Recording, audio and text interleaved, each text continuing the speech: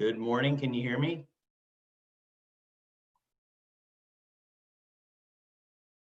Go ahead and unmute.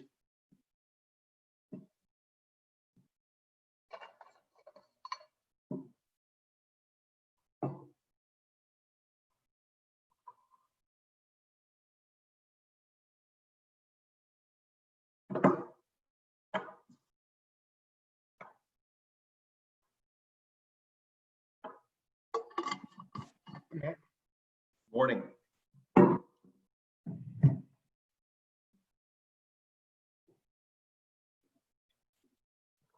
Chris told me he's having problems with his Facebook Live account.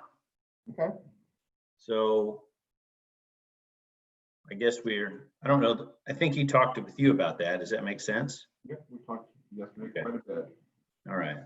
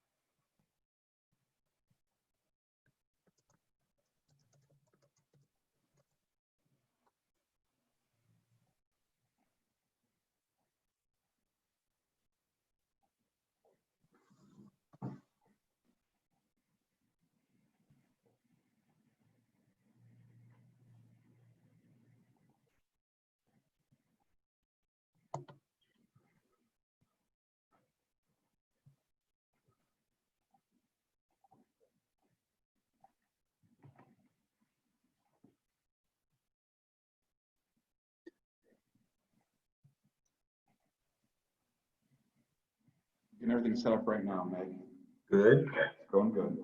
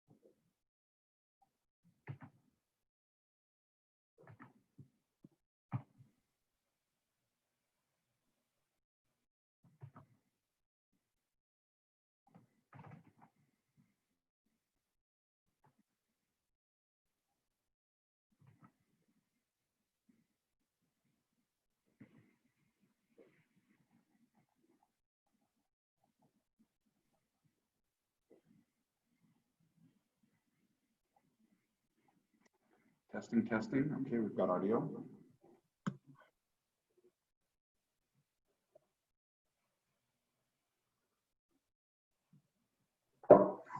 The echo is always amazing.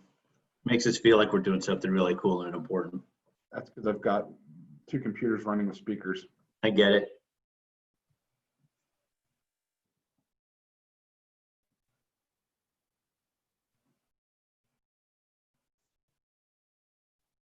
Stand by.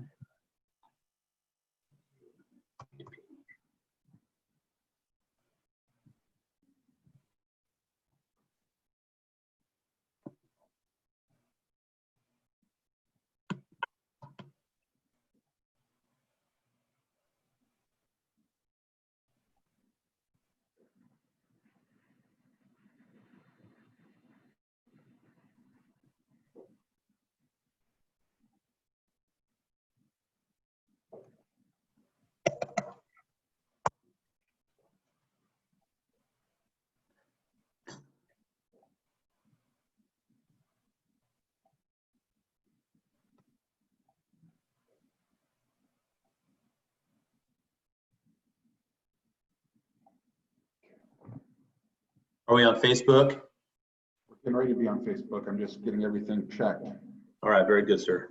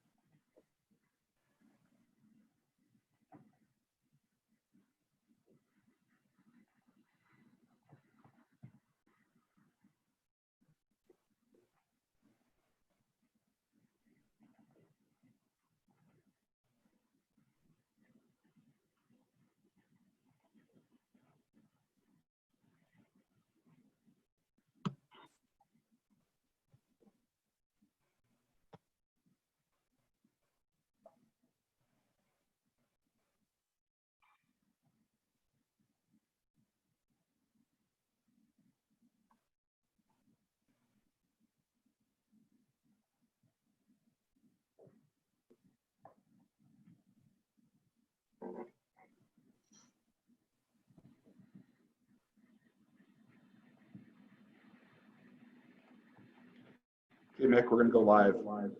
Very good. I've got a Kathy Smith in the waiting room. Great. Let her in. That's fine.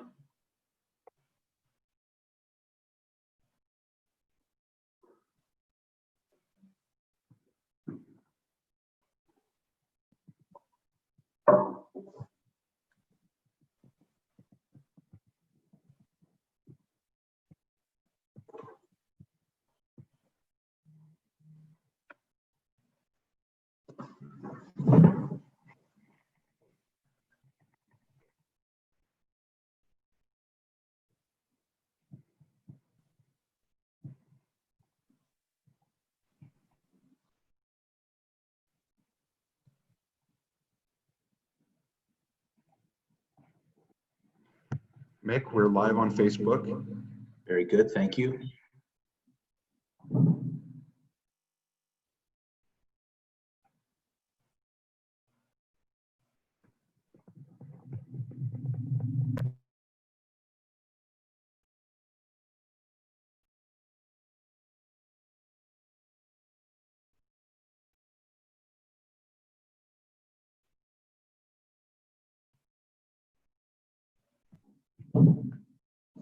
Audio is also functioning correctly, Mick. It is very good.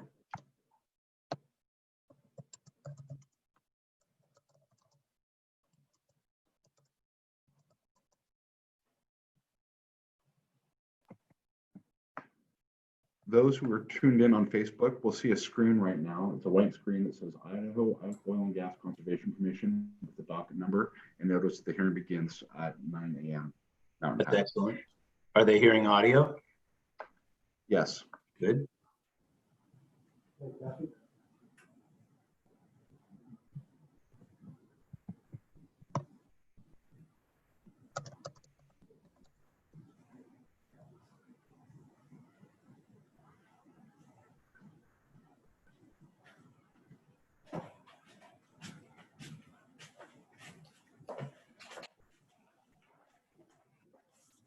Doesn't have meetings.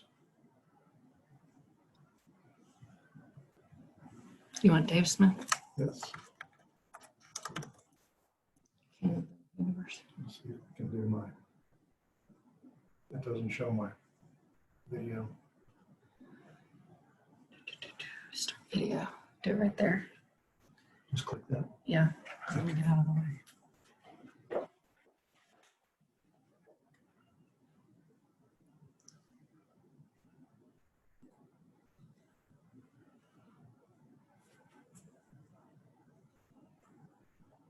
Integrated webcam.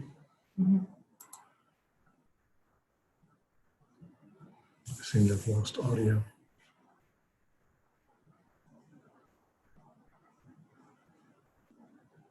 Let's see. That's it. Yeah. Well, Nick doesn't have a jacket on, so we'll go on. There you go. Okay, good. Thank you. Dave, it's just really hot in my house right now, but I've got one there if you want me to put a jacket on for you. Oh, you can hear the So audio audio? works. Okay. Yeah, we're live.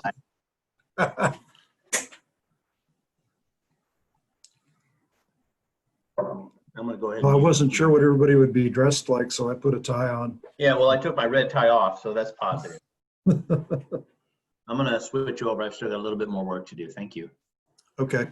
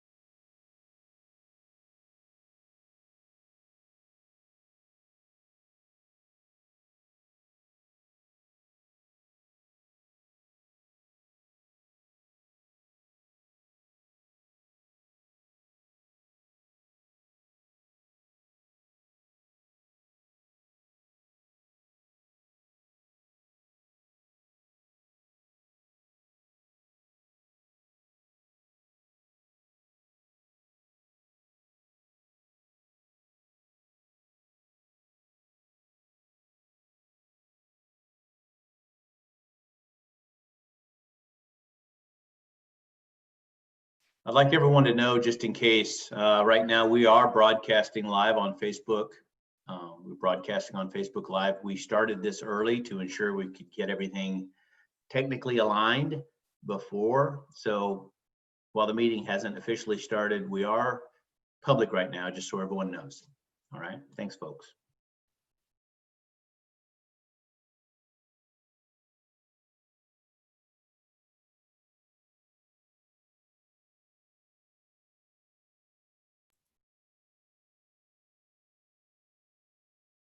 Can you hear my audio, Mick?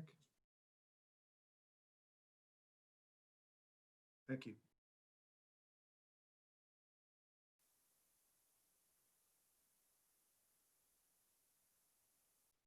Yeah, I can hear audio, everyone. Thank you.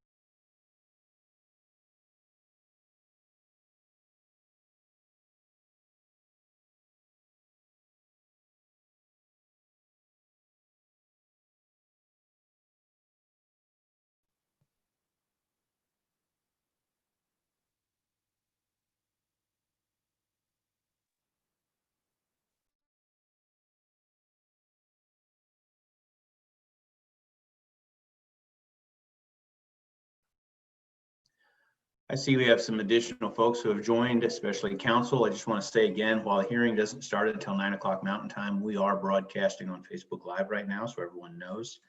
We did this preemptively just so we could address any kind of glitches that may come up, and thankfully this morning is going very well. So I just want everyone to know about that. We'll start right at 9.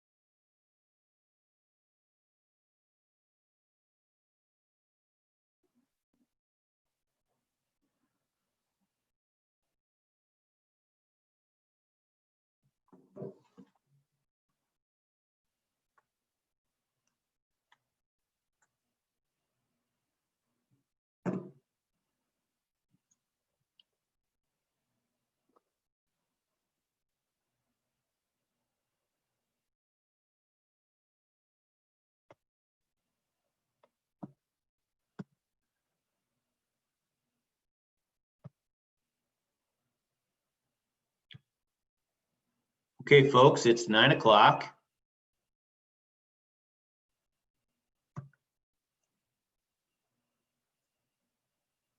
I'm going to ask our IT guy, Chris Gozo or Scott Phillips to begin the recording. Excellent, very good. We're now on the record in docket number CC-2020-OGR-01-002. This is the time set for the spacing hearing in the matter of the application of Snake River Oil and Gas, LLC, for spacing order consisting of the southeast quarter of section 10, the southwest quarter of section 11, the northwest quarter of section 14, and the northeast quarter of section 15. Township 8 North, Range 5 West, Boise Meridian, Payette County, Idaho.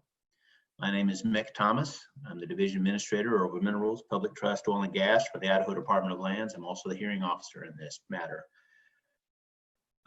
Just to get a little bit out of the way, we are also broadcasting this live, broadcasting this on Facebook Live for those folks who are not part of the hearing but would like to view it. I will provide recesses from time to time throughout the morning as needed. As many of you know, the COVID-19 response has changed some of the typical aspects of a hearing of this type. This hearing is virtual via Zoom as authorized by IDAPA 0411011552 and is being recorded in Zoom as required by IDAPA 0411011651. We also have a backup recording device that is recording for this hearing. Please mute your microphones until you're called on. Also mute any cell phones or other devices that may make noise during this hearing. Please speak loudly and clearly when it is your turn. If there's a disturbance, you'll be reminded to mute your microphone. If the disturbance continues, you may be muted and or disconnected. 2 weeks ago, we had a great time. Everyone was very professional and had a good handle on all their technology. I don't think that'll be an issue. For those of you following this remotely, the material is broadcast via Facebook Live. The link is on our website at ogcc.idaho.gov and click on the Watch Hearing on Facebook Live link. We are here to receive evidence and testimony regarding Snake River's application for a spacing order, establishing a 640-acre spacing unit. This spacing request is made under Idaho Code 47318. Therefore, generally, the goal of this hearing is to determine if the size, shape, and location of the unit is appropriate to the size and location of the pool. Because this is an evidentiary hearing on a spacing application, I will not consider evidence related to integration or just in reasonable terms under Idaho Code 47320. This was stated in my pre-hearing order. During the evidentiary hearing, the parties will have the opportunity to present evidence. Public witnesses will have the opportunity to present public testimony with rights and status as defined by IDAPA 041101-355. A public witness testimony period will begin tonight at 6 p.m. Mountain Time, August 27th at the Fruitland City Hall. That address is 200 South Whitley Drive, Fruitland, Idaho. It will also be held via Zoom, where public witnesses who signed up by the deadline yesterday, as per the pre-hearing order, will have the opportunity to present public testimony with rights and status as defined by IDAPA 041101-355 again. Parties and agency staff have submitted evidence that is posted on the OGC website. We will be using the documents posted on the OGC website to ensure that we are all on the same page during this hearing. Please reference the page number by the PDF page number. The evidence will be displayed by Chris Gozo, a member of our administrative staff. Parties and witnesses should direct Mr. Gozo to each specific exhibit and page they would like displayed at the time they would like for it to be displayed. Chris has been very good about this, and I don't think we'll have any issues. Documents in this record, docket number 2020 OGR-01-002, are also on the OGCC website at ogcc.idaho.gov/administrative hearings. I also want to say although I don't foresee any, we may take a recess to discuss things with council. If that happens, I'll notice everyone. Now I will take appearances from the parties. Will Snake River's representative please identify themselves for the record? Michael Christian here for the applicant. Mr. Thomas, I also have my witness Dave Smith on. And you may see me kind of take a pause and pounding away on the type on the keyboard. Just hang in there with me.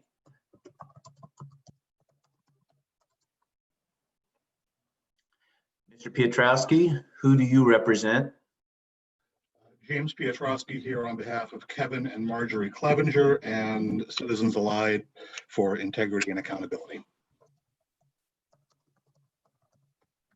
Can you identify those who you represent that are within this proposed unit?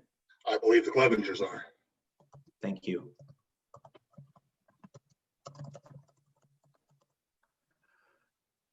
Ms. Vega, can you please identify who you represent? Good morning, Joy Vega with the Office of the Attorney General, appearing on behalf of the Idaho Department of Lands, and also with us today is Mr. James Thumb with the Idaho Department of Lands. Thank you. Are there any other unrepresented parties who have received notice of this hearing and are on the Zoom call? I don't see any. I had to pop over to the actual see all space. Nice.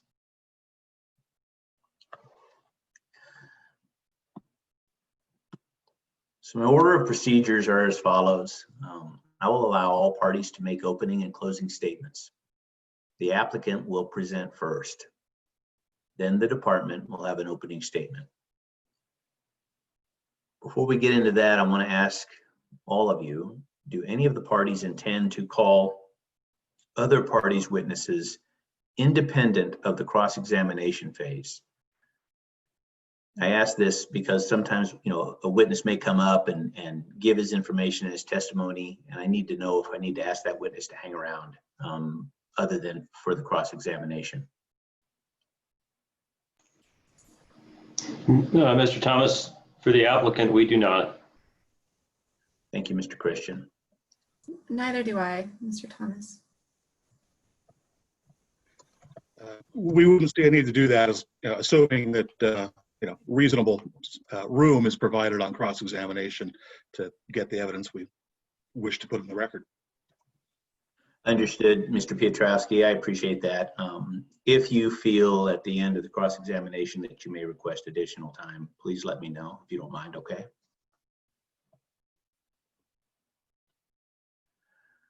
In general, are there any other preliminary matters the parties would like to address before we begin? Mr. Thomas, I have communicated to Ms. Vega that we have stipulated to IDL's exhibits, and she has done the same as to Snake River's exhibits.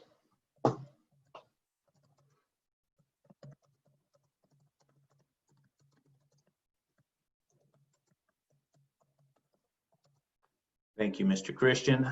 Ms. Vega, can you confirm that?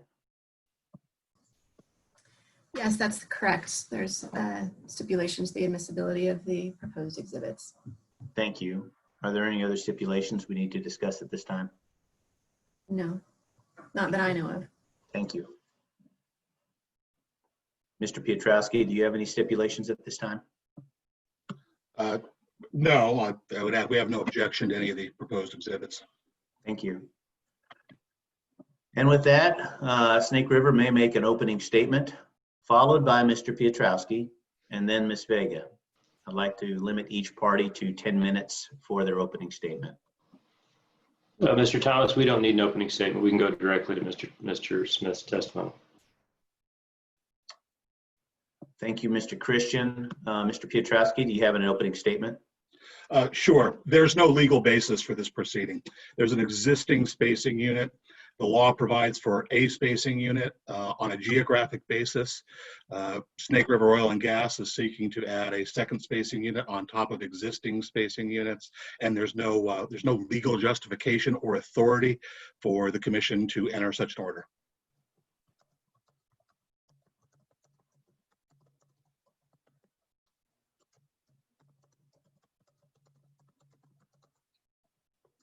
Thank you, Mr. Piotrowski. Ms. Vega, do you have any opening statements?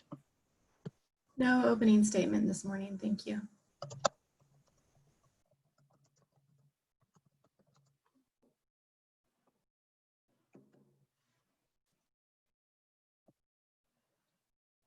Thank you for those opening statements. We're way ahead of schedule now. That's marvelous. Next, we will start with the testimony.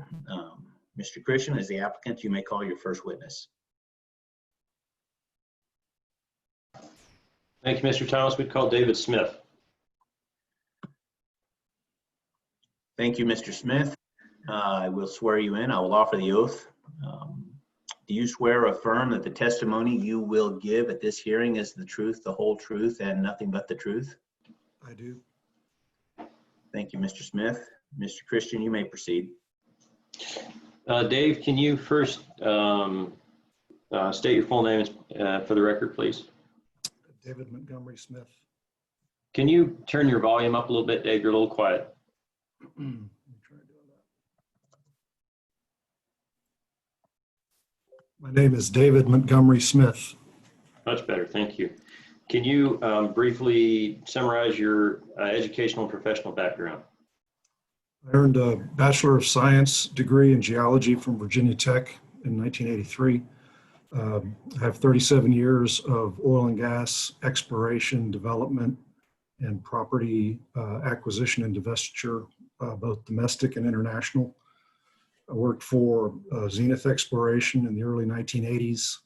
I was a partner and affiliate of Paramount Petroleum in the early 90s. Worked for Torch Energy as a senior geoscientist in acquisitions, acquiring properties around the world, Africa, North Sea, various places, South America, Indonesia. Became the exploration manager of a public company, Bellwether Exploration, in the late 90s.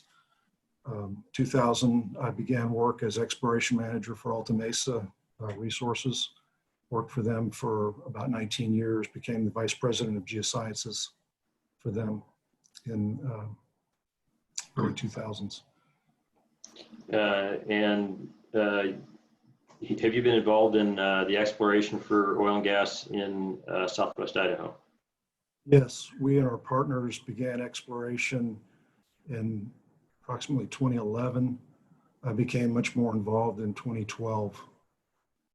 So I've been involved in oil and gas exploration in Idaho for 8 or 9 years now. Can you just generally describe your part in the exploration effort? I would say I led the team of geoscientists in the exploration effort. There were several of us involved, along with numerous engineers and land folks. I designed and we acquired 4 different 3D seismic surveys. We developed a number of prospects. We've drilled 11 wells, 9 successful in Idaho since 2013. We put production on in 2015. And we've been involved in this particular area, the area of spacing hearing, since 2013 or 14, acquiring land, and we did our first drilling there. We started acquiring units and trying to put units together in 2015 or 16, I believe. And we drilled our first well in January of 2018. We've drilled 2 wells in this area. And this hearing is intended to have a spacing unit approved for a future well. Well, you anticipated my next question, which was that you're familiar with the application for a spacing order in this matter. Yes. Were you involved in putting together the application? Yes, I put together the original application that was approved back in 2016 or so. And with downturn in the oil field, we did not drill the unit. It was previously approved. We had it extended once. And now we're essentially looking to reestablish the previously established unit. Generally speaking, can you describe what process you go through to determine what appropriate spacing is? Our geoscience effort could be described as led by 3D seismic. We acquire data at the surface in a low impact manner to try to better understand the subsurface picture of the earth and find the best places to explore for oil and gas. We integrate the acquired 3D data with existing wells that have been drilled prior to our work in the basin, and also with the wells that we have done. We look for the seismic character that we can associate with productive reservoirs. We look for the seismic character of non-productive wet sand reservoirs. And then we try to figure out the subsurface structure and stratigraphy. And we develop what's called a prospect, or an idea on where we think there might be a commercial accumulation of oil and gas. When we find that, we go lease the land, and then we of course try to put together the entire plan. Where would we put a surface location? Where would we put a flow line? There are a lot of details to try to figure out the best way to explore for and develop oil and gas reservoirs.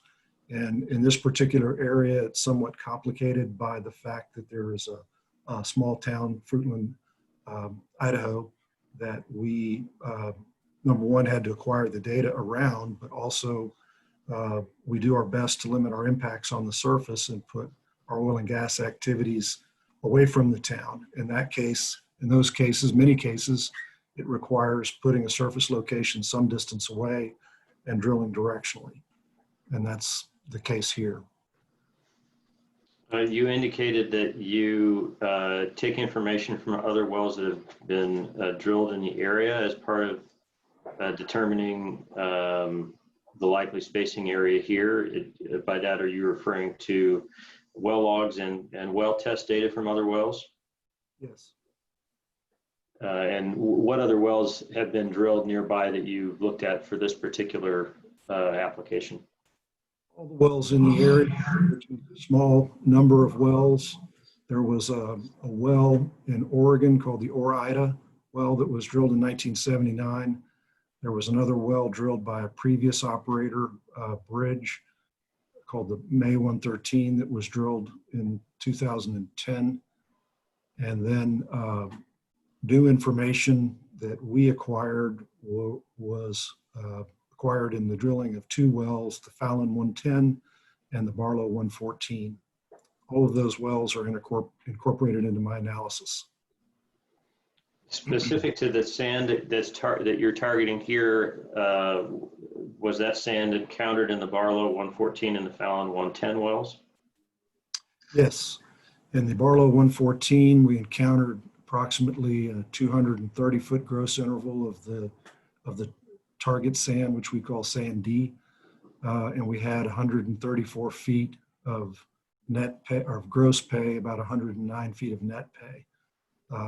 And I have maps and exhibits that we'll get to at some point here, and it lays out the structural configuration of the field as we see it.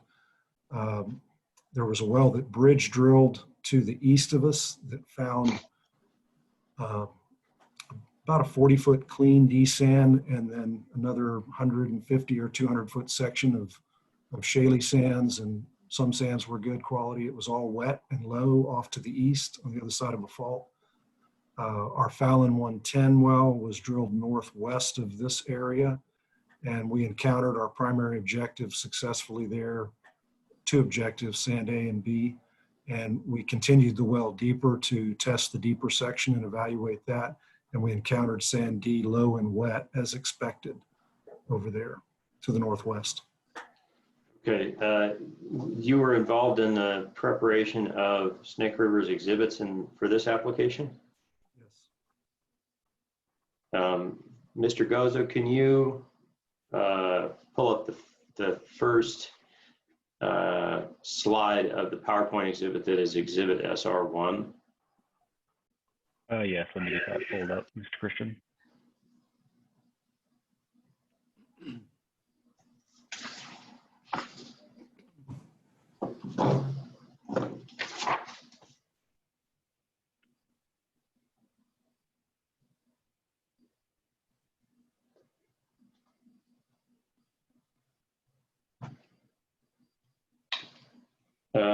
Thank you, Mr. Smith. Can you see the slide this up?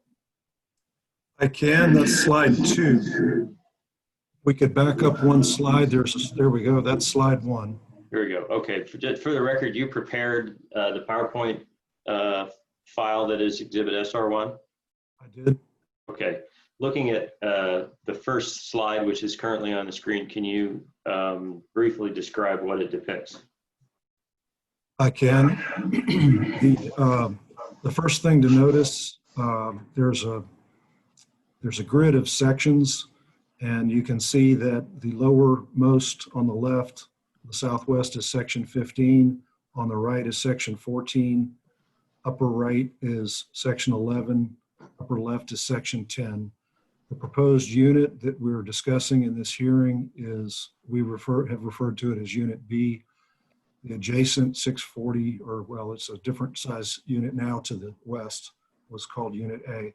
This is Unit B, previously approved. It's a 640-acre unit comprising the southeast section or southeast quarter of section 10, southwest quarter of section 11, northwest quarter of section 14, and northeast quarter of section 15. That's the green heavy dashed outline. The contours that you see are the structural contours, depth subsea for the top of Sand D. The colored lines that you see interrupting those contours are faults that we interpret from the 3D seismic. There are 2 points, known points of subsurface control, actual hard data on the top of Sand D. And those are the 2 wells, the one in the northwest, the Fallon 110, and the lower right is the Barlow 114. Beginning with the Barlow 114 in the lower right, we encountered the top of Sand D at minus 1,200 feet subsea. And again, we had 134 feet of gross pay. We tested some lower zones below that in Sand D that I'll get to a little bit later in this PowerPoint presentation. And we established a lowest known gas of minus 1334 subsea. Moving to the upper left of the map shows the Fallon 110 location. You can see the well name above the well symbol and 110 to the left of it. And there's a minus 1640. There's a little blue bar under the Fallon lettering. That's the intercept point of the sand. If you follow that well track up to the upper right, you can see a small circle. That's the surface location. Mr. Smith, Yes. excuse me, I have one simple request. I appreciate how well you're going through this page, and I have a request for Mr. Gozo, and it may be a little bit unorthodox. Is there a way you could move a mouse around and maybe track where Mr. Smith is going on this map? There's a lot going on right there. And honestly, I think some of the folks may be. Perfect. Yes, maybe he's on the losing some surface legends. location. So Perfect. if you don't mind, Mr. Smith, with that, could you back up, and we've got time, could you back up and re-explain this slide with Mr. Gozo kind of tracking where you are on the map? I saw some head nods from Mr. Piotrowski, and I just want to make sure everyone has a good understanding of where we are. I apologize for that, but I certainly would appreciate if you could do that. Absolutely. That's my intent is to present a lot of information because this area has complexity, and this PowerPoint presentation is designed to start simply and introduce more layers of information in order to try and convey what's going on. So is there a way that I can control the cursor? Or Mr. Gozo can probably follow exactly what I'm doing. I'm just not sure what our abilities are here. Chris, what do you think? I'll do my best to follow, Mr. Smith. Thank you. Okay, thank you. Thank you, sir. All right. Where would you like me to back up to, Mr. Thomas? Well, I think when you first pointed to, we talked about the overlying structure a little bit. You did a good job there. I think when you really started talking about the individual wells, Okay. you can back up and start Certainly. there. And again, I wish I could reach out and touch the screen, but I can't. So we're going to let Chris do that. But if you could, when you started talking about individual wells, start there. Certainly. Okay. We already talked about the unit outline in dark green. That's pretty self-explanatory, I think. Revisiting the well control, in the lower right of the map, there's a well called the Barlow 114. That's in the south half of section 14. Thanks, Chris.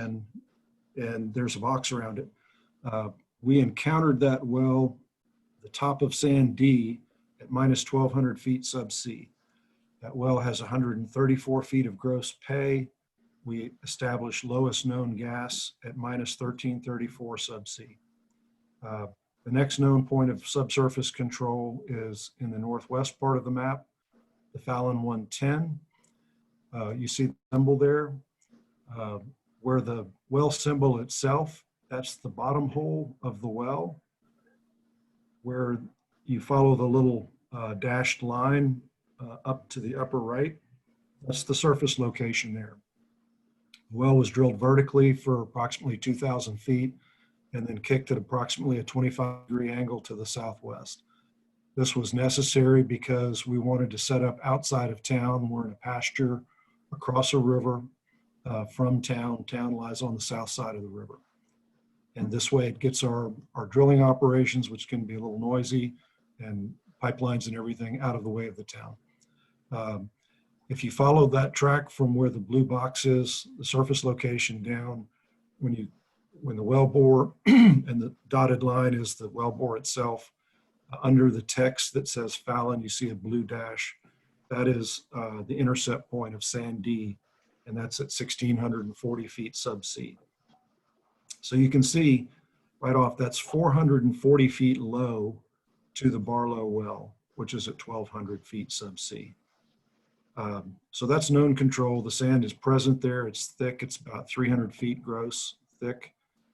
If you proceed in a southeasterly direction, you'll see that you cross a small low area between the minus 1,700 foot contours. And then you start climbing in structure, minus 1,650, minus 1,600, minus 1,550, etc. And then to the right, you see a red text that says Fallon 111 surface location, and an arrow that points to another small circle. That would be the proposed location, surface location for the well to test this unit, the Fallon 111. And right on the edge of that blue box is the actual surface location. You see a dashed line proceeding due south, and the well will be directionally drilled to the south. And further down that line, crossing the orange fault, you see a minus 1350 datum value. That's our proposed structural top to intercept sand D. And you see a little blue bar just below the 1350 text.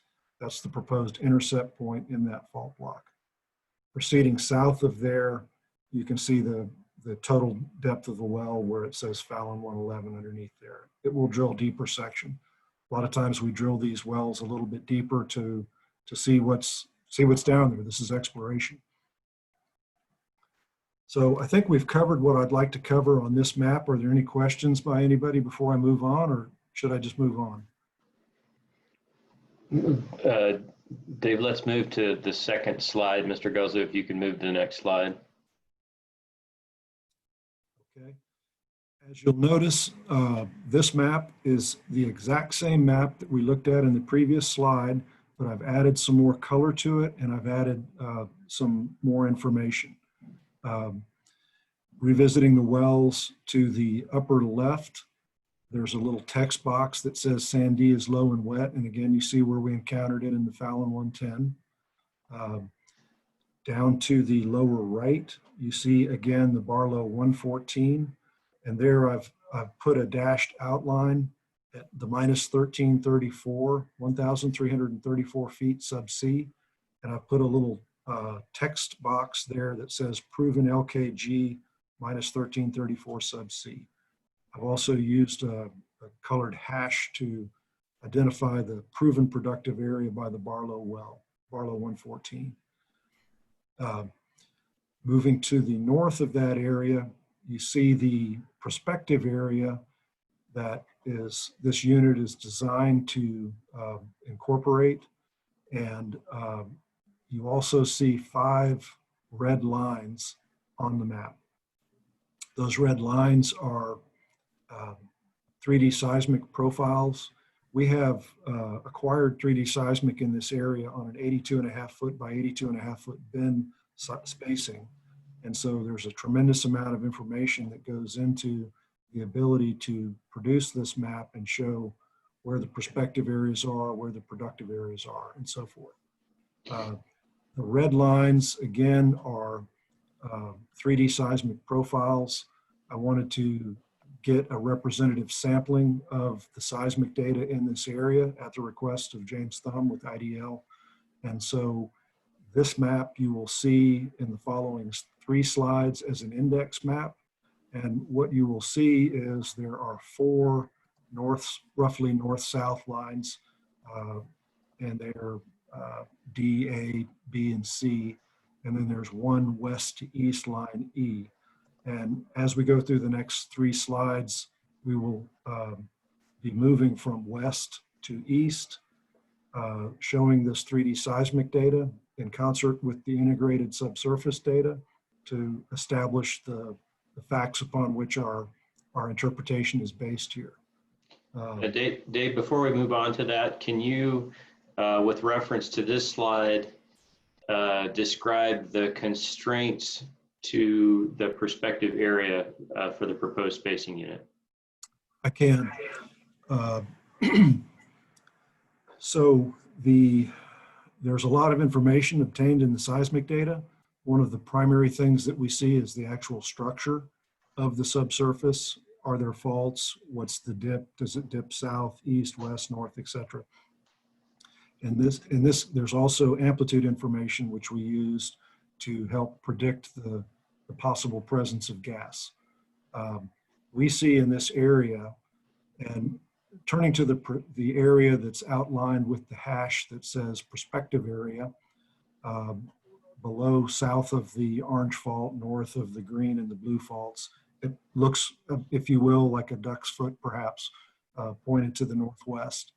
You see I've drawn a red contour and a dashed line at approximately 1640 sub C. If you look at the western edge of the prospective area. Mr. Gozo, can you highlight that area, please? There we go. Just to the right. Yeah, there we go. So we have a known constraint down dip with the presence of the Fallon 110 well. Sand D is wet over there. So we know that the contact cannot go further down dip than that, i.e. 1650 or 1670 or so forth.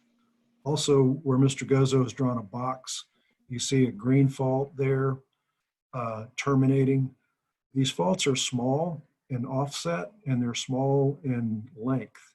And that particular green fault does what's called die out. In other words, stop existing. And you can imagine that as sort of the beginning of a tear in the section. And the 1650 contour goes uninterrupted around that. So that would be what is called potentially a spill point, where any gas that would be in there could be spill out around the south edge of that green fault. So those are down dip constraints. The other thing that I think is important to note, where we expect to intercept the top of the D sand is at 1,350 feet sub C. That's 16 feet lower than the base of the lowest known gas in the Barlow 114. Therefore, if this unit is approved, if we drill the well, if we establish pay in this area, it, by logic, just by the facts, it would have to be separated from the Barlow 114. So that red prospective area that, if you will, looks like a duck's foot is very well incorporated in this Unit B outline based on current law as we understand it, at least as I understand it. I'm not an attorney, obviously. I don't want to profess to any law here, but I can profess strongly to the science. This is the best fit unit that we see for covering the prospective area outlined in that red area. So moving on from here, before I do, are there any questions? No, go ahead, Dave. Let's move on to the next slide, Mr. Gozo. Before we do, Mike, okay, that's fine. You can see now what I've done here is I've just put a small scale version of that same map. And again, we're going to proceed from west to east. There are 4 of those lines that are north-south. On this slide, I'll present the westernmost 2, which are identified with the large letters at the south end of the lines, D and A. On the left is arbitrary line D. Mr. Gozo, if you would move your cursor to the very upper left of the seismic line on the left, one over to the left. There we go. If you up to the very top, a little bit above that, do you see arbitrary line D? One moment, please. Oh, on the map in the center, correct? I'm talking about the seismic line, the seismic profile on the far left. If you Sure. move up to the very top in the blue bar, Yeah, the top of the screenshot. Okay. arbitrary line D. Okay, so that's line D. This is just mainly for reference. Okay. So the westernmost line D is on the left. Then you have the index map in the upper center, and then on the right is arbitrary line A. So those lines are annotated on the lines is all I'm trying to point out. Moving a little lower in that same area where you are, you see south and north. So the south end of the line is indicated. Moving further down, about the middle, you see sand D text on the left. Just where your cursor is, right. Okay, sand D has the text in it. The little red line is the sand D horizon. Moving from the left-hand side of that figure, you see you're dipping down dip, and then you cross the green fault, and then there's an offset there. In this case, it's about 75 or 100 feet. And you can see the sand D horizon, the orange, or the red. Proceeding further to the right, you see the orange fault. If you follow that orange fault up, you see shallower horizons are also offset. It gives you confidence that you're faulted in the deeper sections as well. And you can follow the offset on that fault up almost to the top to about the green horizon where it appears to die out. As we're going to be looking at 5 of these lines, I think it's appropriate to discuss what the scales are. So the horizontal axis, each one of those little traces, those are the little traces, is 82.5 feet apart. So you can see we're looking at approximately 40 traces here. You're looking at about roughly a mile of data from the south end to the north side, basically encompassing the entire unit. On the vertical axis, you see numbers on the right-hand side, 0.800, 0.900, 1.00. This is scaled in time, which is the way that we acquire seismic data. You send energy into the ground in terms of vibrations of the seismic, the vibrosize units, and then you record the time coming back in thousandths of a second or milliseconds. So 800 milliseconds, 900 milliseconds, 1 second, and so forth. We then interpret these data and map the surfaces and convert those to depth. Okay, so we've established what the seismic lines are, the scale. Again, we've covered the westernmost line, arb line D. Moving to the next line, again, revisiting the map, you can see we've moved over approximately 1,500 feet to arbitrary line A. And now you can see arbitrary line A. I'm going to have to see if I can move my, there we go. Again, arbitrary line A is the figure on the right. Mr. Gozo has highlighted the box there. You can see on the left side of that, it says south, the right side, it says north. So we're looking at a profile across the potential reservoir from south to north. Again, sand D is highlighted. In this case, where it's at, I've put minus 1400 sub C.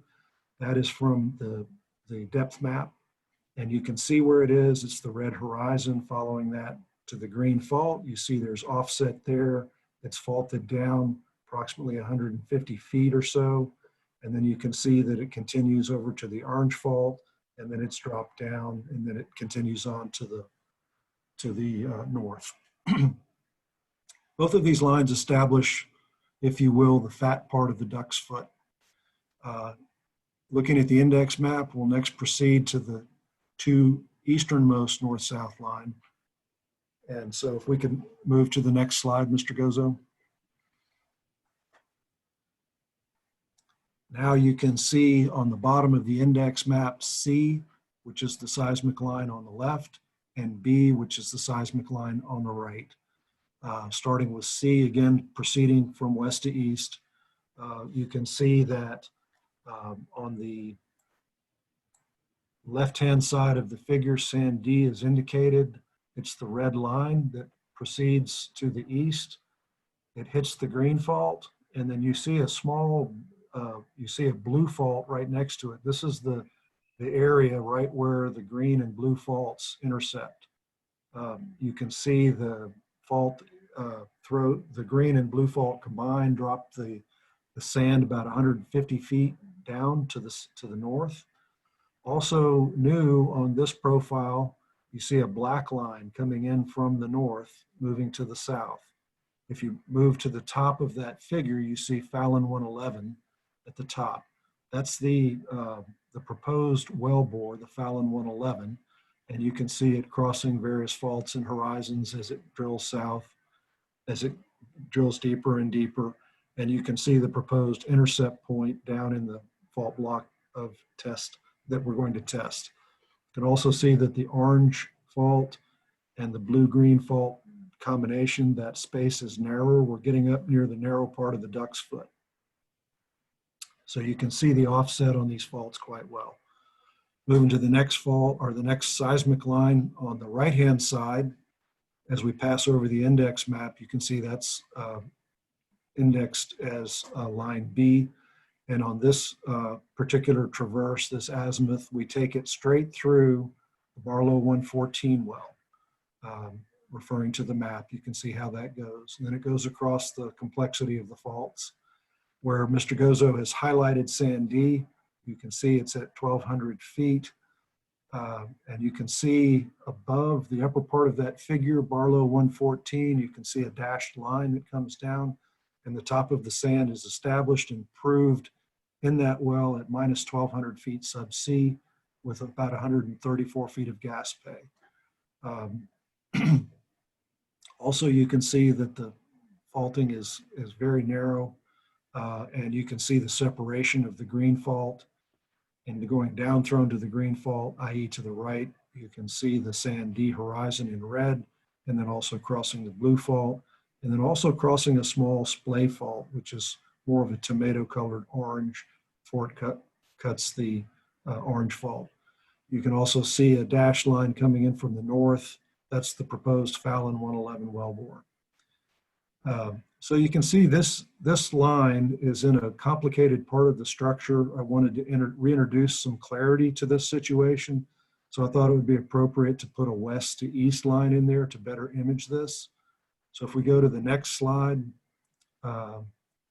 which would be slide 5, I think. This is line E, referring to the index map in the upper right.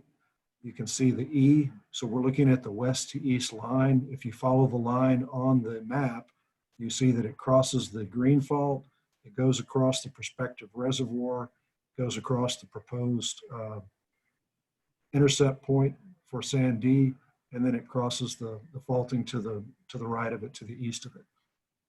So referring back to the seismic profile on the left, on the central left part, you see sand D indicated. You see the red indicating the sand D horizon. Now we're crossing this fault obliquely at a high angle, so it's laid over. These faults are typically at 45, 50 degrees vertically, but when you have a seismic traverse where you cross it at an angle, it will look like it's very flat. But nonetheless, you see the nice offset on the sand D horizon. The left side is up thrown, the right side is down thrown. You see the strong dip to the left. That's the low side. As you proceed to the right, you're climbing structurally. And then you see the tomato colored little cross fault that diverges from the orange fault. And across that, you see offset of sand D, and you also see a strong dip change. And then you see the fault complexity to the east of you. So Let's move on to the next slide, please. So here I've removed the line overlays, the seismic line overlays, just to indicate, to introduce a little more clarity back to the structure map. And again, on the north, you see our green outline, which is the proposed spacing unit. And the prospective area, again, I hate to use this word repeatedly, but it looks like a duck's foot to me. That's the prospective area. And then you also see the proposed Fallon 111 well bore in the 1350 intercept. Crossing that to the south, you see the Barlow 114 well. On the right side of this figure, and again, while Mr. Gozo has his blue box down there, we're establishing a lowest known gas of 1334. If we have a unit approved here and drill this well, it will be quite obviously separated if we make a productive well, because it will come in low to the Barlow 114 on the north side of the fault. On the right side of this exhibit is a copy of the 5-inch log for the Barlow 114. The sands are colored yellow. The gas pay is colored red. You can see there's a little figure that says, text figure on the upper left that says sand D. And that yellow interval, you can see it goes from about 3778 measured depth. And if you can't see it well, the next slide has it zoomed in. But I just wanted to sort of cover the basics of the log. You can see that there's about a 230-foot gross section of sand D here. Only the upper 134 feet of it is gross, is gas productive. Let's move to the next slide, and we're going to zoom in on the productive area. Looking at the log on the right-hand side of this figure, in the middle of the log is the depth track. You can see, I can't see it quite well, but the upper numbers that you can see are 3350. Each one of these boxes is 2 feet. The bold lines are 10 feet. So if you count down, it's 3350. The next bold line would be 3360. The next bold line would be 37 or 3370. And then you top into the sand approximately 3378 measured depth. That's measured relative to the Kelly bushing on the log. That's equivalent to 1,200 feet subsea. The ground elevation level here is about 2,160 feet, and the rig itself is about 14 or 15 feet tall. And the gas pay is colored in red. Looking at the lower right side of the figure, you can see 3 different boxes that say perfs at the top. There's a lower one that says 3572 to 98, 3602 to 06. Those are different intervals that we perforated after we drilled the well, set casing, cemented it. You come back in with a workover rig and you perforate the intervals you'd like to test. Those little arrows are keyed back. They go into the depth track. You see little boxes where the perforation symbols are. That interval was tested. It swabbed water. It didn't flow naturally. And we got a little bit of what's called tail gas at the end of the swabbing run. So that's obviously non-commercial. We plugged back, tried a second attempt a little bit higher at 3526 to 29 and 3531 to 37. There we got a nice rate, 1.8 million a day, but over the course of a 24-hour test, it declined by 400% to only 400 MCF a day. And the pressure declined from 1,250 pounds to 100 pounds. So it would not have been a commercial well. If you had left it producing for another day or two, it would have just died. But it does show, hey, there's gas that has moved through this area. It's just not here anymore. There's just a little bit of residual gas left. The next attempt was 3503 to 12, and that was a successful commercial test. We did a 24-hour test on that, and it tested at about 1.6 million cubic feet a day, 43 barrels of condensate per day, and the flowing tubing pressure stayed constant at a little over 1,000 pounds. And the test information is also provided as a further exhibit. So sort of to summarize this slide, what it shows you and what this information shows you, Again, referring to the log, the yellow area, you have a very thick section of sand D, about 230 feet gross pay, but you only have pay, commercial pay in the top, 130 feet, 134 feet gross, 109 feet net. And we've established the lowest known gas at 1334 subsea. Next slide, please.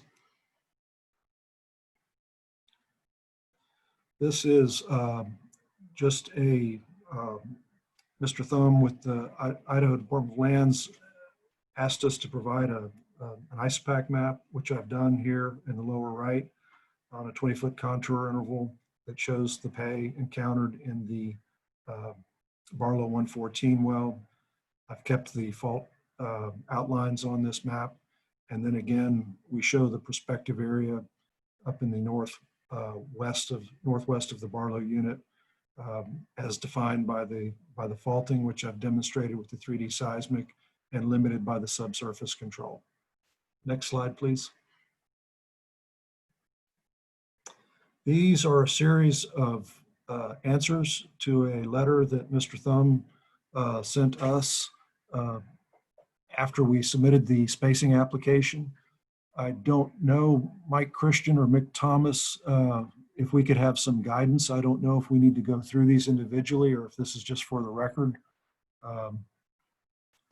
What should we do? Dave, you can briefly run through them. Okay. Mr. Thumb's question was, what's the porosity? And you could go back to the previous slides. The porosity ranges between 24 and 28% on the density porosity log, average is about 25%. We did not do any sidewall cores. In some of our wells, if we have some questions or if we're trying to improve our science, get more information, we might shoot what's called sidewall cores, where you physically take a sample of the rock with a little explosive core tube. We did not do that here. It's expensive to bring services to Idaho, but you can estimate the permeability based on other work that we've done in the area. And the permeability is estimated on a future slide. We'll get to that. But just as an aside, Dave, is any margin for error based on the fact that you're estimating and the information you have going to be relevant to or make any difference to your determination of the prospective area? Will not. The permeability, of course, is the measure of the ability of a media for fluids to pass through it. In this case, the porosities are very good in the 25%. You're going to have excellent permeability. We estimate 2,900 to 3,200 millidarcies, which is really good reservoir rock. Even if this was 50 or 100 millidarcies, it wouldn't make a difference. It's just an estimate of how well the reservoir could flow. D covers the thickness of the net pay. We've covered that, 109 feet. E was a question of what is the water saturation. We had this calculated by Robert McGowan, an independent consulting engineer with Cotray and Associates that do the reserves for Snake River on this project. Reservoir temperature is a simple physical measurement recorded in the log. It's 157 degrees Fahrenheit. Gas oil ratio was established on the test information. We did gas analysis by another independent third-party company, Zeddy. And it shows, I guess the significant result of that is that it's high BTU gas, 1189. If it was pure methane, it would be 1,000 BTUs per cubic foot. And this shows that it's rich. It has not just methane, but it has ethane, propane, butane, pentanes, etc., which requires a gas plant, significant investment. Gas formation volume factor is just the ratio of how big is the gas in the reservoir versus how big is it on the surface. It's under pressure in the reservoir. It expands at the surface pressures. I, from the third-party engineer, Mr. McGowan, the original gas in place for the Barlow D sand in the Barlow 114 part of the fault block is 10.93 BCF, and the recovery factor is estimated about 48%. The reservoir drive mechanism in J, you don't really know until you put these wells online and produce them for a while what the drive mechanism is. In this case, the sands are very thick, so we think it's probably going to be a water drive reservoir. but it could also have some combination of water drive. In this case, it's immaterial. The area of the prospective accumulation is well established with the seismic and the pre-existing well control, and whatever the drive mechanism is going to be immaterial to where the gas is. And I think the gas is, if it's there, the gas is very well established to be within the prospective unit. Next slide, please. I don't think we need to spend a lot of time on this. It basically just shows how we estimated the permeability, which again, we've already stated and proclaimed that it's not material to the spacing, but it's good porosity, therefore it's good permeability. This just talks about how we compared porosity in a previously drilled well, the ML Investment 210. We have a number of cores there with porosity and permeability measurements, and we established that as being comparable to the Barlow 114. And even there, a lot of the permeability is estimated empirically based on the porosity. Can we move on, please? This is the gas analysis that we did from samples of gas acquired from the Barlow 114. On the lower left, you can see the percentage of various constituents, very low, 0.2% carbon dioxide. This may have been, then you see the various other things below that: nitrogen, methane, ethane, propane, etc. Over on the right-hand side, you see the specific gravity, total GPM, gallons per thousand of ethane, calculated BTU, etc. And you can see it's high BTU gas. Moving on to the next slide, please. This is just a zoomed in map, if you will, on the Barlow 114 part of the fault block. Again, in the lower right, if you wouldn't mind, there we go. You see the Barlow 114 area. We established the top of sand D at 1,200 feet subsea, and we have 134 feet of gross pay. That takes the gas accumulation down to the zero line, which is minus 1334 subsea. And you can see the various dash contours going off structure. You have less and less pay, 120 feet, 180, etc.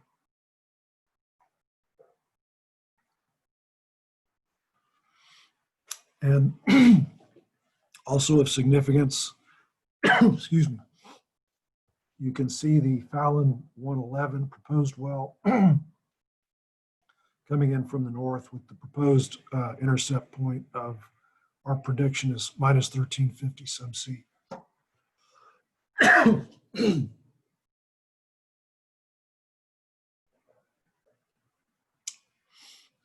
So if we have an approved unit, and if we drill this well, our estimated top is minus 1350.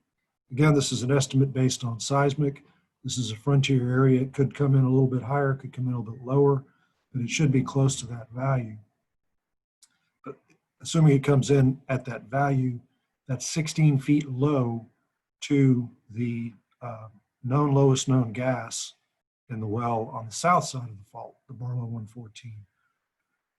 And we expect to have a significant thickness of gross pay in this well.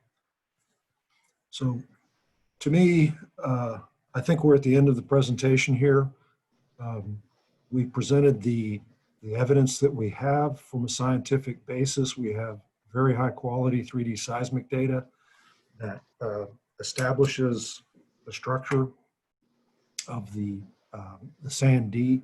It establishes the location of faults. It establishes the prospective area.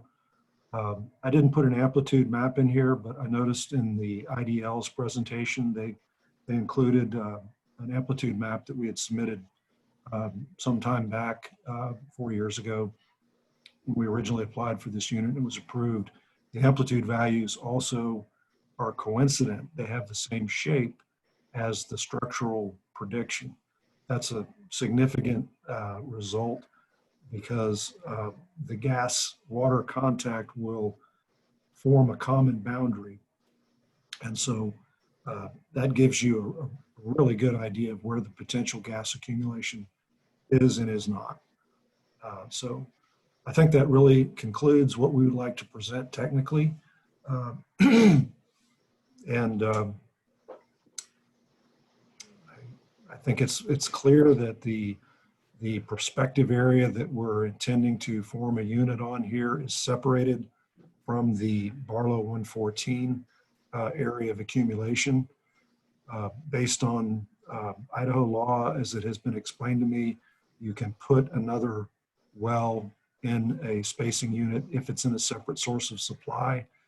To me, the evidence is clear here that this is a separate source of supply, and therefore I think it's appropriate to... Objection, we're stating legal conclusions at this point. Okay, like I said, I'm not a lawyer earlier. I guess it would be okay if I said... Mr. Thomas, let me respond and let Mr. Smith continue his answer. He was offering a technical opinion about whether the accumulation is a separate source of supply. I think that's an appropriate opinion for him to offer. You're muted, Mayor. Thank you, Mr. Christian. Thank you, Mr. Pietrowski. I appreciate the conversation. I'm going to allow Mr. Smith to continue. Whether he offers anything that may sound like a legal opinion, ultimately it relies to me as to whether or not I allow that or not. So I'm not going to sustain this objection. I'll let Mr. Smith continue. Go ahead. Dave, I just have two more quick questions for you, just to tie it all together. And I think you've essentially answered them. But based on your professional education and experience, the information that you presented in the exhibits, your review of the seismic data and the well logs for other nearby wells, and the other information you've considered, is it your opinion that the requested spacing area will result in the efficient and economical development of the pool as a whole? Yes. And based on that same information, is it your opinion that the requested spacing area is not smaller than the maximum area that can be efficiently and economically drained by one well? Yes, it is. Okay. Mr. Thomas, I think that concludes our presentation. Thank you, Mr. Christian. I would like to give it over to Mr. Pietrowski. If you'd like to have questions of the witness, you can do so at this time. Mr. Thomas, this is Chris Goza. I'm going to go ahead and stop the share. All right, thank you very much, Chris. And by the way, very good job. I definitely think it's college credit worthy. I think you've got great potential as you've probably been a part of my IBA team back in undergrad school. So I'm quite pleased and yet not surprised. So go ahead, Mr. Pietrowski. Thanks. Mr. Smith, on the various maps, the area you've cross-hatched in red, and what you've described as the duck foot shape, is that your best opinion on all of the available data of the location of this pool expressed on a two-dimensional map? Yes, it is within the unit. I'm sorry, yes. Okay. Now, as I understand, the pool you've described as the north and the south by fault lines. Is that right? Mr. Pietrowski, internet is what it is. Could you please restate that? Absolutely. On the various maps, as I understand it, the shape described as the duck foot, it takes that shape because there are fault lines to the north and the south of what you've identified as a pool of hydrocarbons. Is that right? Yes.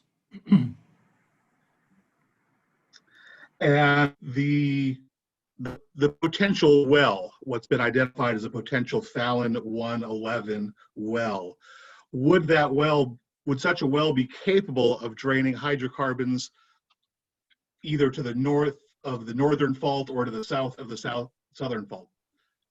Could that well exceed or draw hydrocarbons outside of the duct? Of course, anything is possible, but I think it would be extremely unlikely. And that is based on the idea that we know that these faults interrupt the reservoir. I've shown you the seismic evidence for that. And one thing I didn't elaborate on too much is that we also use amplitude of the reflections.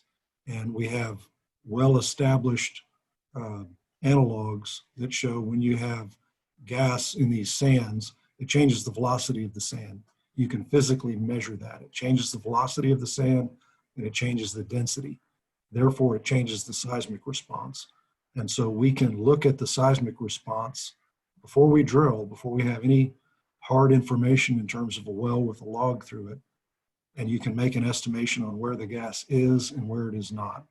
So we will not know for sure if there's gas in this area until we drill a well. But as I stated earlier, we've drilled 11 wells, 9 of which were successful, that came in very close to our expectations. And so based on the information that I have in hand right now, that duck foot, and I don't know if it's appropriate to use that, but I'm trying to make this understandable for even lawyers to understand. If you can make it understandable to lawyers, you'll be accomplishing a great deal.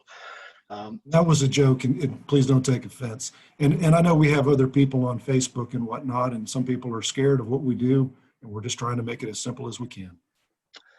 You had one of your slides was an ISOPAC. Could I ask Mr. Gozo to put that up on the screen? Give him a little Yes. bit, let him pull it up. Let me go ahead and share that. Thanks, Chris.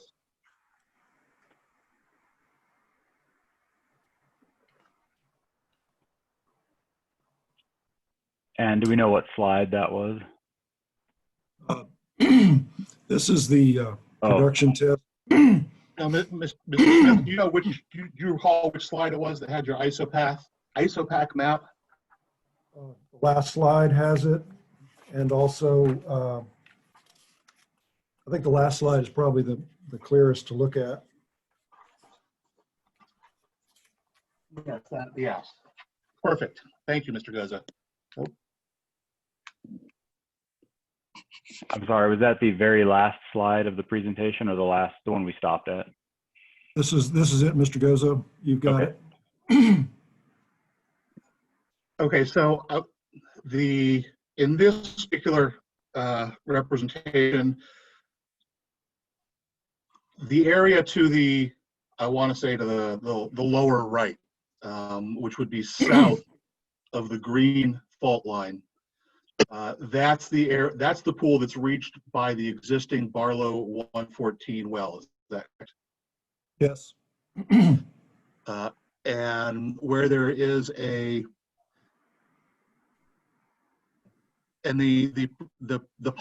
potential Fallon 111 well, you indicated the minus 1350 number that appears to the north of that.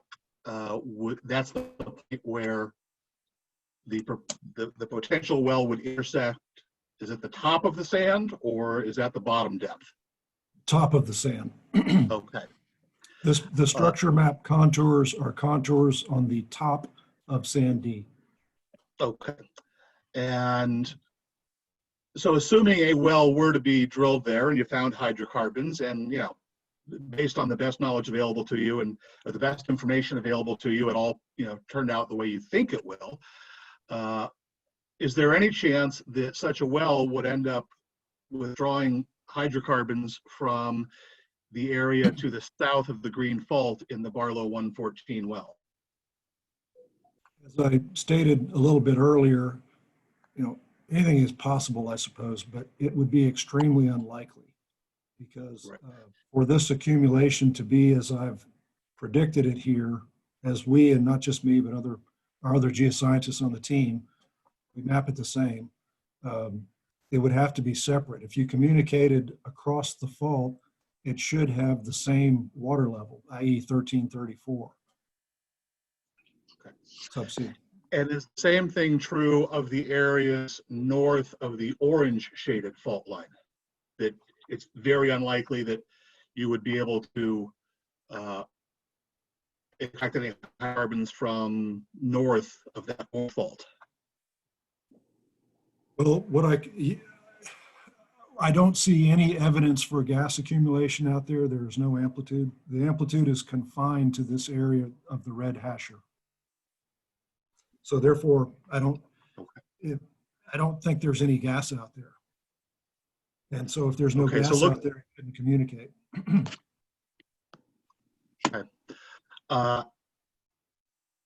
does the sand D exist? Does that structure exist north of the York fault line? We don't know. We know that the sand D is present in, so this map is essentially that we're looking at is in section 14 and 15. If you go to the immediately adjacent section to the east, that's section 13. And in that section, and I don't remember exactly where the well is, I think it's more or less the center. The sand D is present but low and wet. And we don't have any control on it to the north for any distance. And the only control back to the west is our Fallon 110 well, where the sand is about 300 foot thick, but wet, low and wet. It's 1640 subsea. It's not present in the Ida well, which is maybe 2 miles to the west. And there are no other wells beyond those. Okay, so I'm not asking you to do the impossible, Mr. Smith, but based on your knowledge, your experience, and the information available to you, maps that you've presented in your slides today, do they represent your best estimate of where this particular pool of hydrocarbons is most likely to exist? Yes. Okay. Thank you. That's all the questions I have. Thank you. Thank you, Mr. Piotrowski. Ms. Vega, you may ask questions of the witness. Thank you, Mr. Thomas. Given the technical nature of Mr. Smith's testimony and pursuant to IDAPA 04.11.01.157, I would request that James Thumb, IDL's Minerals Program Specialist, be permitted to ask Mr. Smith a few questions. Thank you, Ms. Vega. That's acceptable. Mr. Thumb, do you have any questions? Yes, sir, I do. I just have 2 questions. I would request that Mr. Gozo go back to slide number 7, please.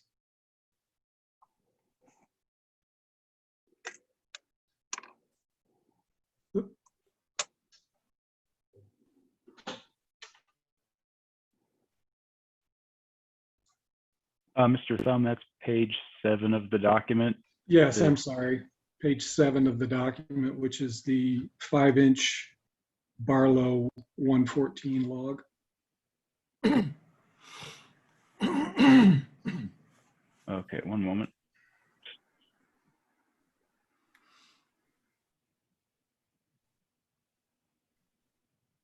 One more slide, please. Thank you. Mr. Smith, this is a copy of the Barlow 114 log. The curves of the well log that are highlighted in red give increments of resistivity, which indicate where there's possibly gas or possibly water. Is that correct? Yes, sir.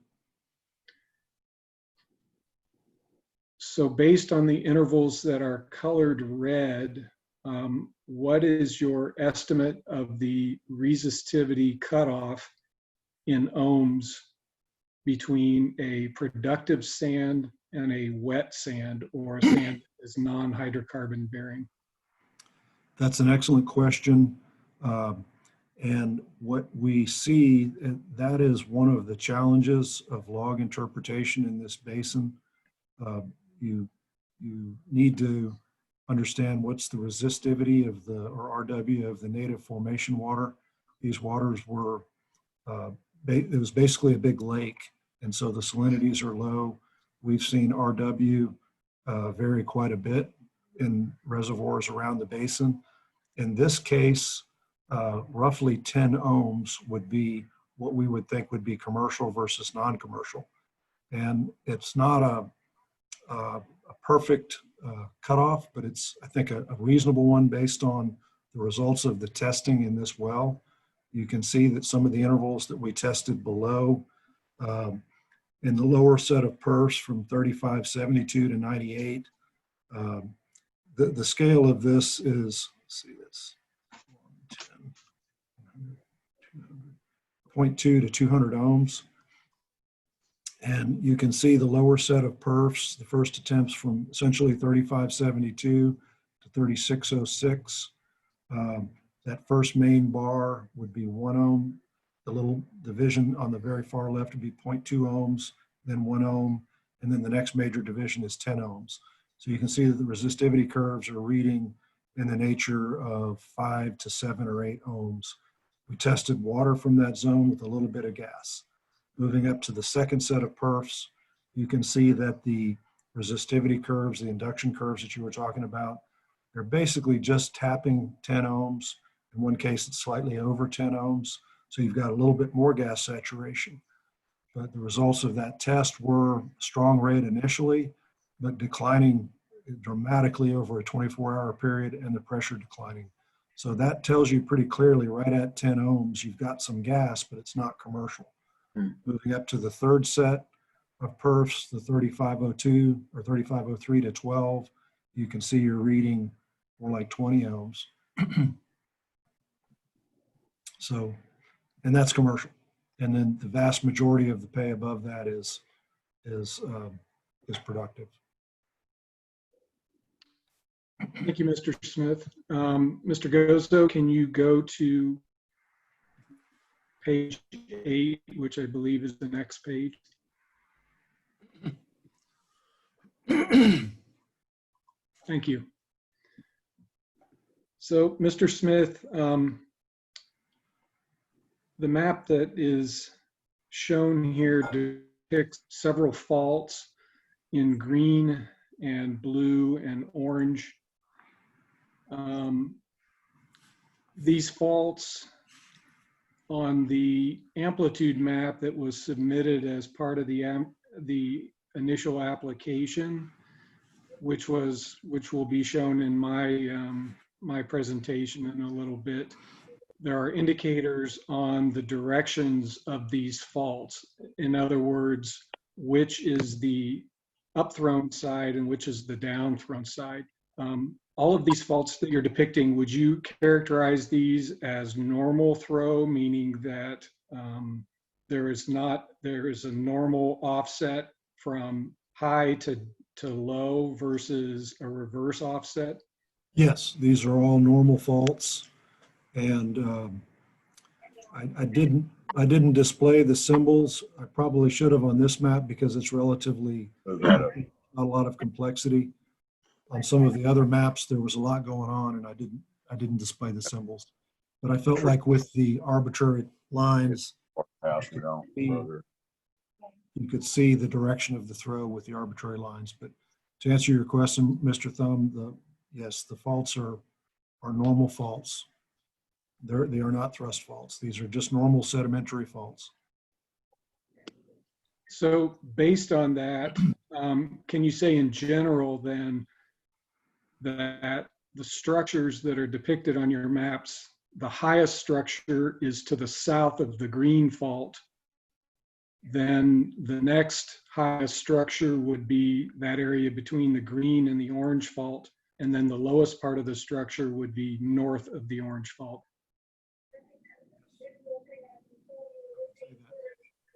Stand by just a minute, Mr. Smith and Mr. Thumbs, if you don't mind. We have someone who's on his iPad 5. Can you first identify yourself?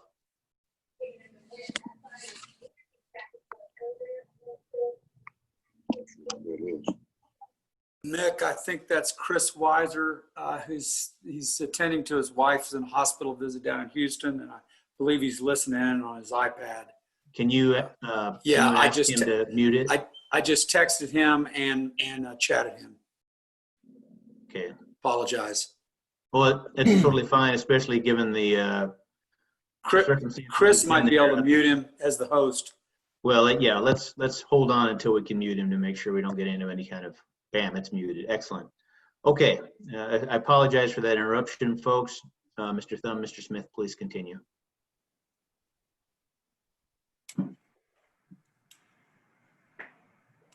Mr. Smith, do I need to restate the question? I mean, it's been a minute or so. Yes, please. Okay. Based on the description of the faults being normal faults, in other words, the offset is from high to low, which means the movement moves from a higher elevation to a lower elevation. Can you say that in general, the area south of the green fault is the highest part of the structure, followed by the area north of the green fault and south of the orange fault as being at an intermediate level, and then north of the orange fault is the lowest part of the structure? Yes, I would say that.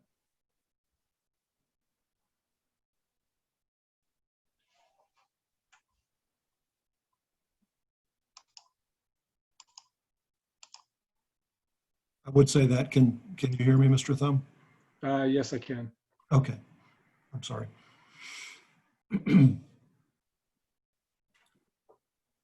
I have no further questions.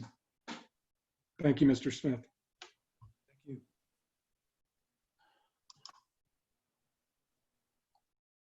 Thank you, Mr. Thumb.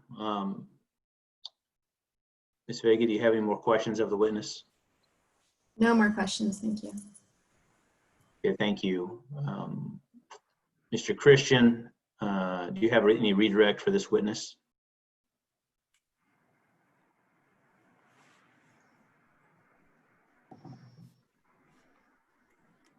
I'm sorry, Mick, I don't. Thank you, Mr. Christian. I appreciate it.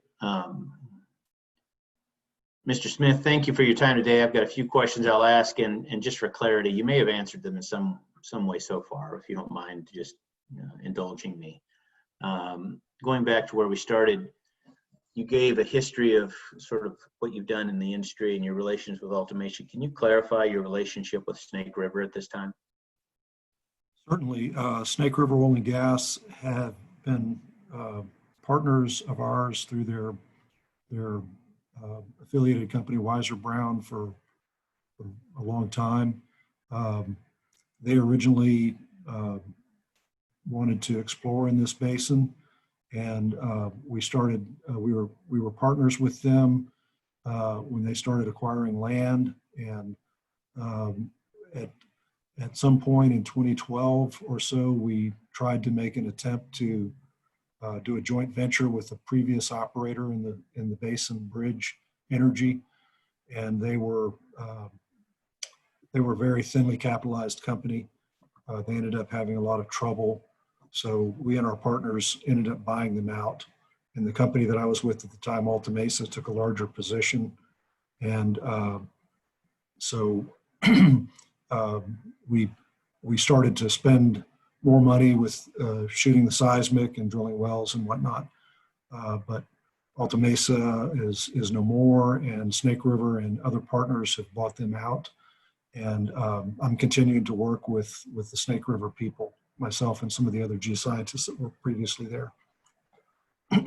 Thank you for that background. Really, I was just asking if you were an employee of Snake River or under contract with them. I believe you are, or maybe even a part owner. That was all I wanted to clarify. Yes, I'm consulting for Snake River on this, but I'm also a partner in this project.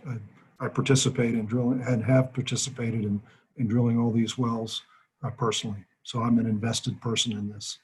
Thank you, Mr. Smith, for that clarity. Next question is, the previous operator has shared that after production begins, a period of time for production is necessary in order to provide the best data from which to further define and establish the extent and location of this target pool or reservoir.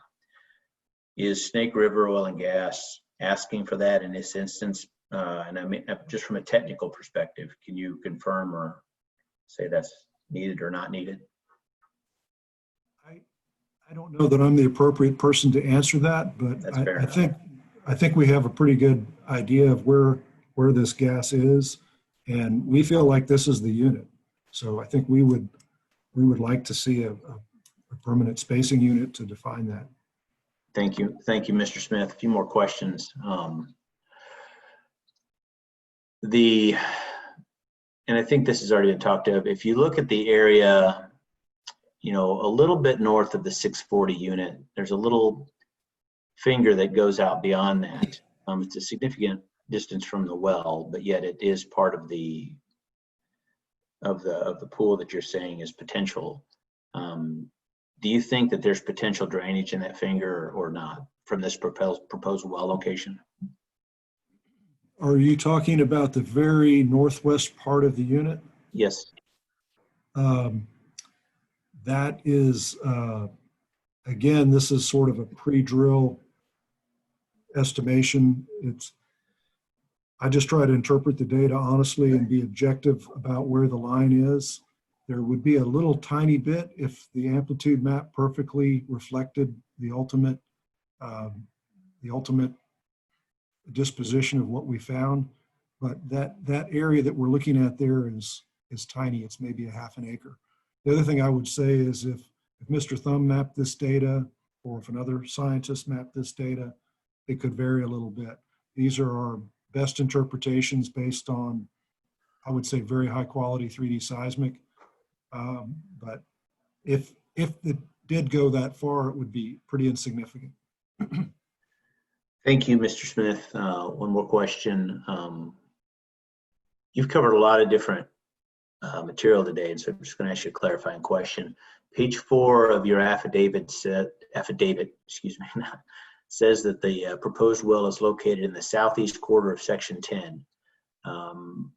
Just for clarity, can you confirm that this is what you're referring to today?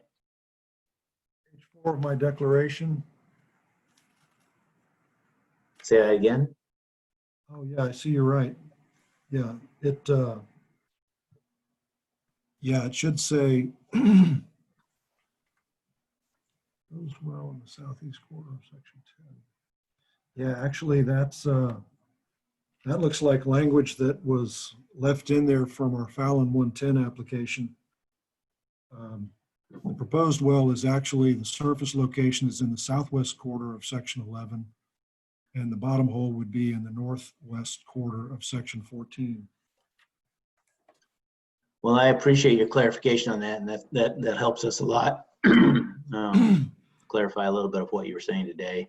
I'll use this updated information in evaluating my order. Let's see.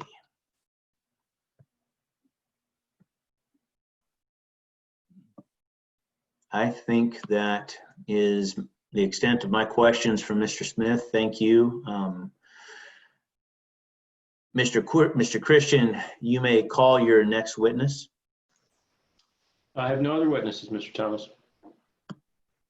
Thank you very much. I do have some questions for you, Mr. Christian. Just for clarity.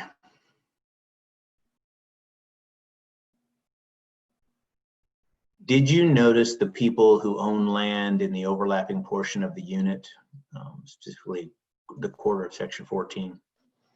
Yes. Thank you.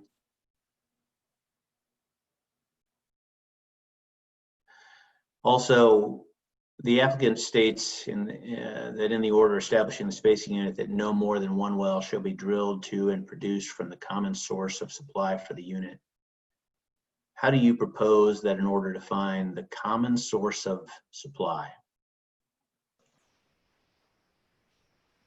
Can you ask the question again? How do I propose to define a common source of Yes. supply? Yes. For example, as sand X or by certain depths? Well,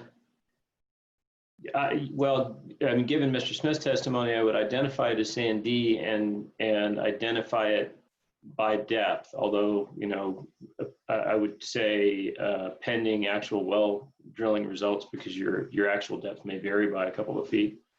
I think this unit was established previously, and at the time, the distinction it's been a while, but I think the distinction was by sand. But we have enough information here. Certainly you could reference reference by sand and by depth, or by anticipated depth, and you know, require confirmation of it.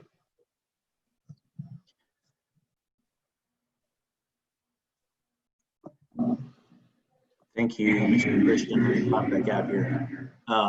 If everyone doesn't mind, right now it's 10:30 Mountain Time. We're at a good place to break right now. Let's take about 8 to 9 minutes just to allow for recess, and we'll come back right at 10:40 a.m.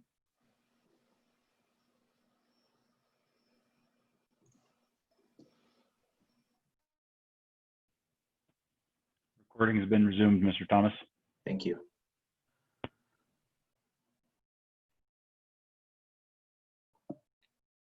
Scan my notes real quick, folks.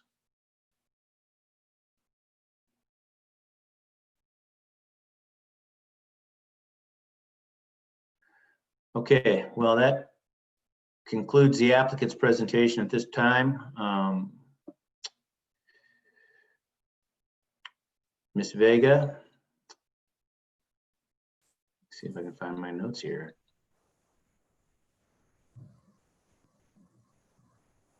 You would start your testimony. You may call your first witness.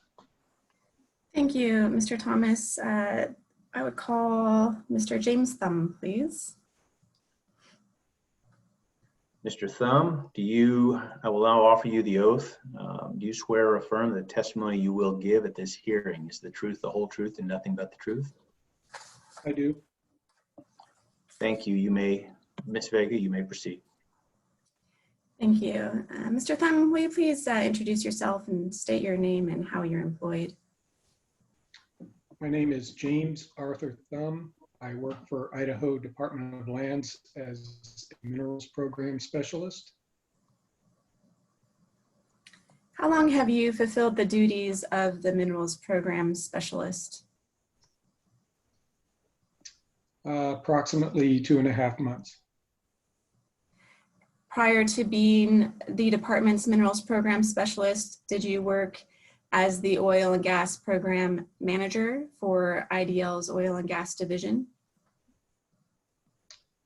Yes, I was. You were breaking up, and I don't know if that's my connection or everyone's, but yeah, I got the gist of that. Yes, I was. You're breaking up a little bit too, so I'm going to blame it on your connection. Okay. But if you're not able to hear me, then let's be sure that you hear the whole question, okay? Let's see. For how long did you fill the position of the oil and gas program manager? Approximately 4 years and 4 months. Do you hold any higher education degrees? Yes, I have a Bachelor of Science degree in geology and a Master of Science degree in geophysics.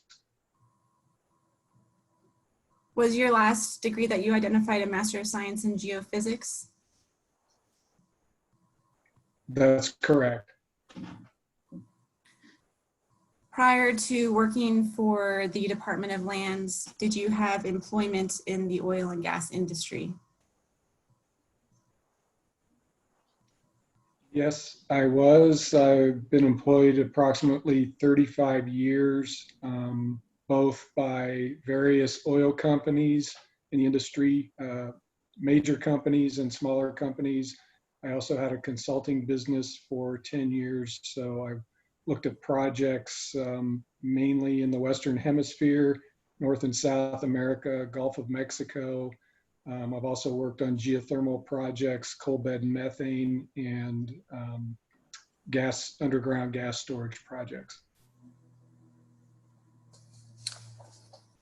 When an application to establish a spacing unit is filed with the Department's Oil and Gas Division, do you have a role in evaluating that application? Yes, I do. And what is your role in evaluating that spacing application? I evaluate the information that's provided in the application, make an assessment as to whether or not the technical information is sufficient for the department to evaluate the request.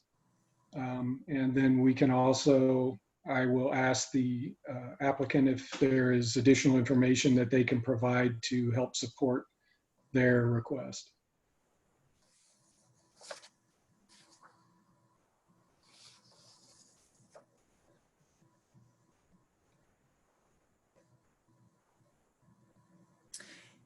For this matter that we are discussing today, have you had an opportunity to review the spacing unit application of Snake River Oil and Gas LLC before this hearing?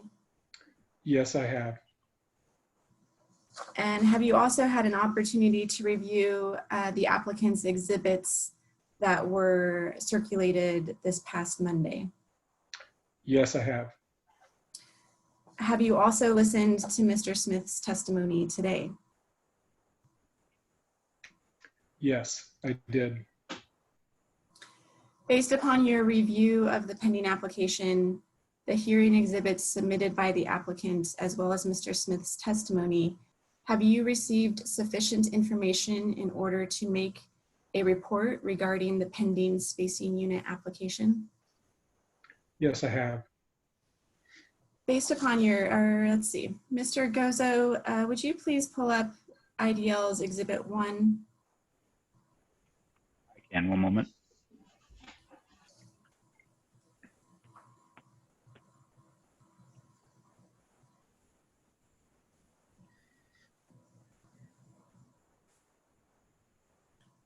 Then if you'll, it probably starts on page, going one more. All right, there we go. Mr. Thumb, do you recognize this, the first page of this IDL Exhibit 1? Yes, I do. These are the exhibits that I submitted to you as part of the evidence for today's hearing. And did you create this presentation? Yes, I did. Was your preparation of this presentation based on your training, education, experience, and the analysis presented in support of the pending application? Yes, it was. Would you please go ahead and provide your report for consideration of the hearing officer? Thank you. Thank you, Mr. Thomas. This will follow the format of the previous presentation that I gave. So hopefully some of these slides will be familiar to everyone. Mr. Gozo, please go to the next slide, please.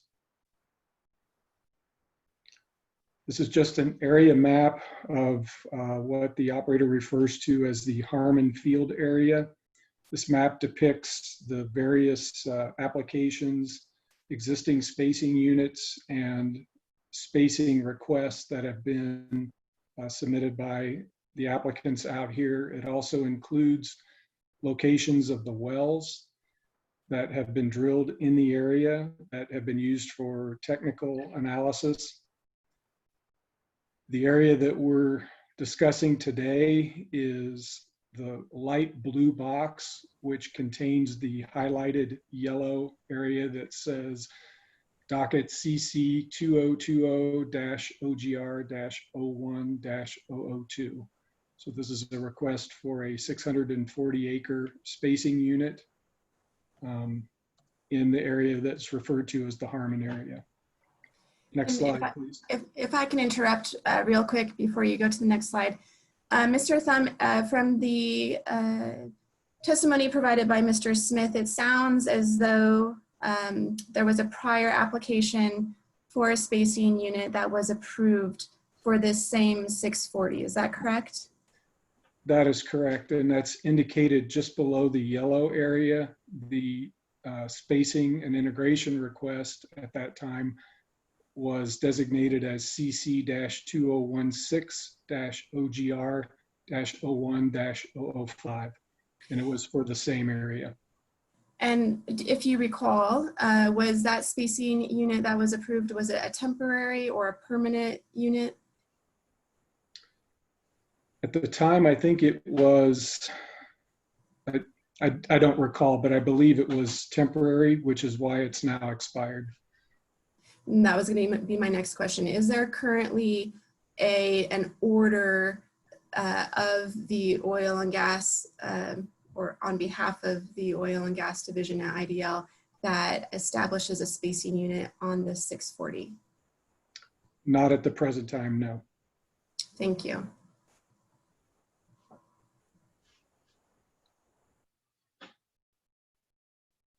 We can move to the next slide, please.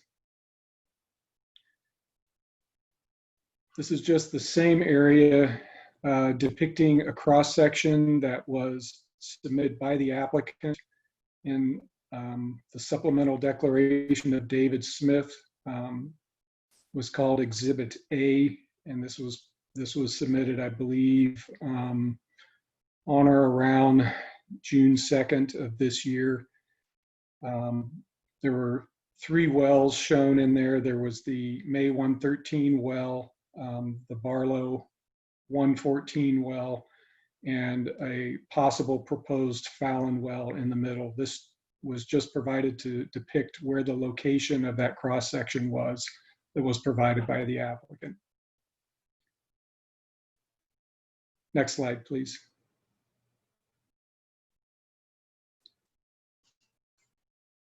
This is similar information as was submitted in the last hearing that we had, that depicts the Barlow 114 well, which is drilled to the south of the current proposed unit.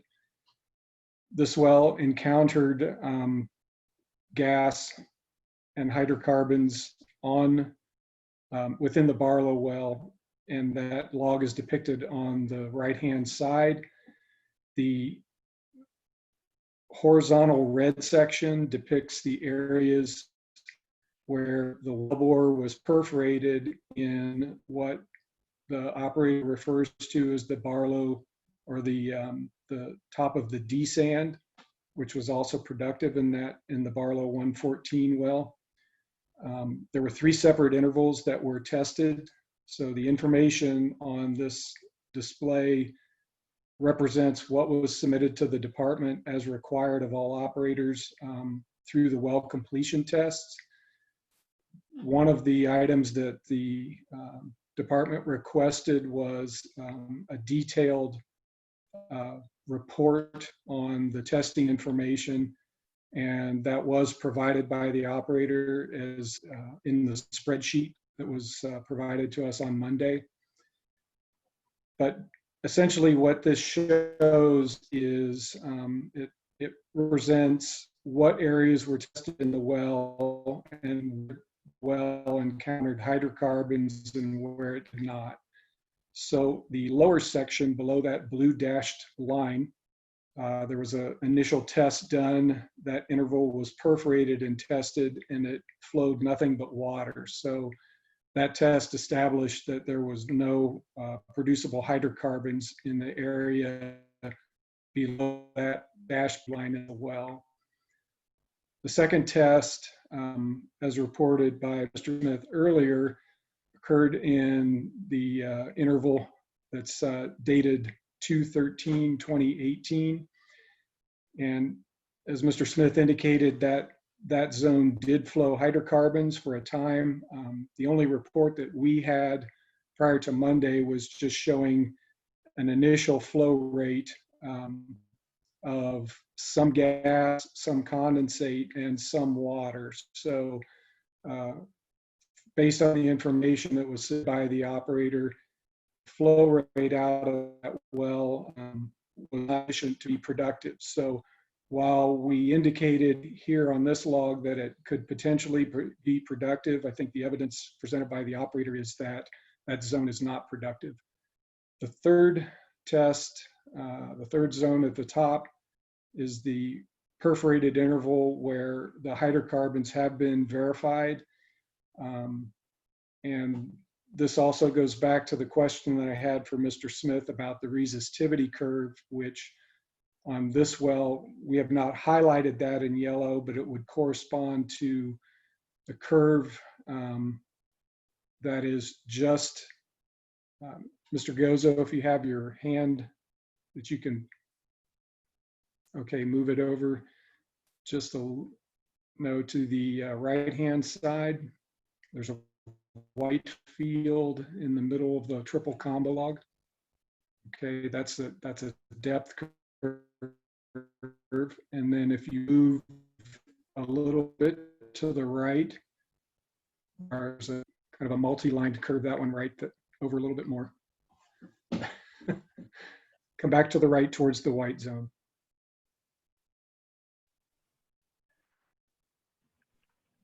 Everyone gets an A for effort today, by the way.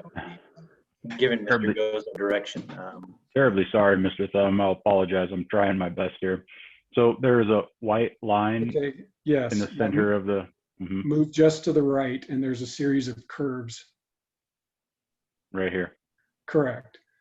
Perfect. So one of my questions to Mr. Smith was about the resistivity and what is indicative of non-producing and producing. So based on the information that he provided, that curve is a resistivity curve, and anything less than 10 ohms is probably not going to be productive. So based on that, that upper set of the perforated interval, which is the line shown in red, that everything above there would be considered as probable productive hydrocarbons in the well. On the left-hand side of this display is the mud log, which is also something that is required of the operator to submit to the department. It's just a verification log. You can see that there's a red curve on that, which indicates where gas is found within the cuttings that are brought up in the well bore as the well is drilled. So those can be a good indication also of where the productive hydrocarbon zones can be. It's not exact. There's a lot of mixing, but you can see from this zone that there are hydrocarbons present in the well within that productive interval. Next slide, please.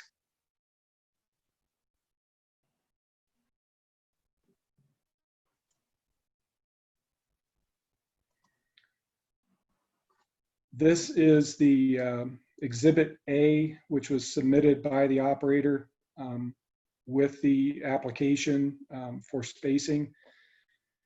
It is an amplitude map on the target interval SAND within the proposed unit boundary.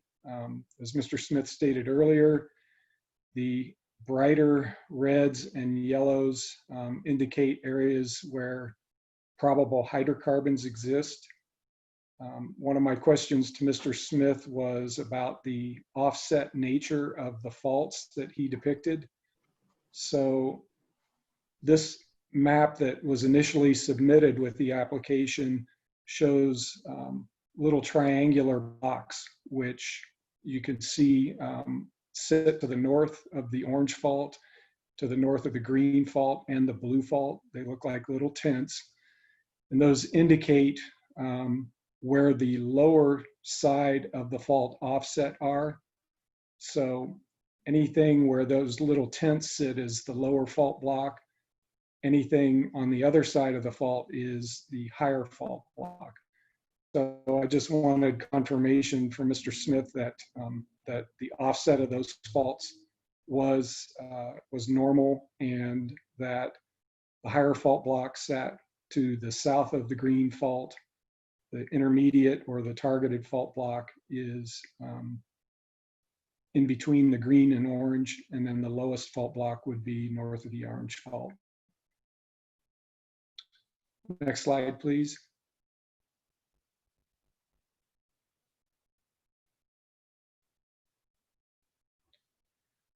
So based on the information that was received in the application, plus an evaluation of the information submitted on Monday, it appears that the request would be appropriate. Now, keep in mind that there is, as Mr. Smith stated, there can be some variability in the interpretation. I think the nature of the request allows for some variability in the interpretation. So if the fault block did happen to be a little bit larger, if the sand was encountered at a different interval, there could be some variation, but overall, I think that is a likely depiction of what the size of the unit is.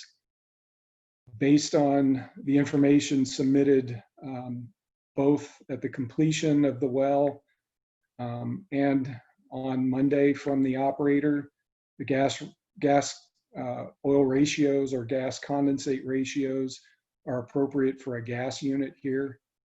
And I do believe that this would be, so requesting a gas unit is also appropriate. The one request that the department does have is because this is an overlapping unit with an existing unit, that an order be limited to just this interval only for this one unit.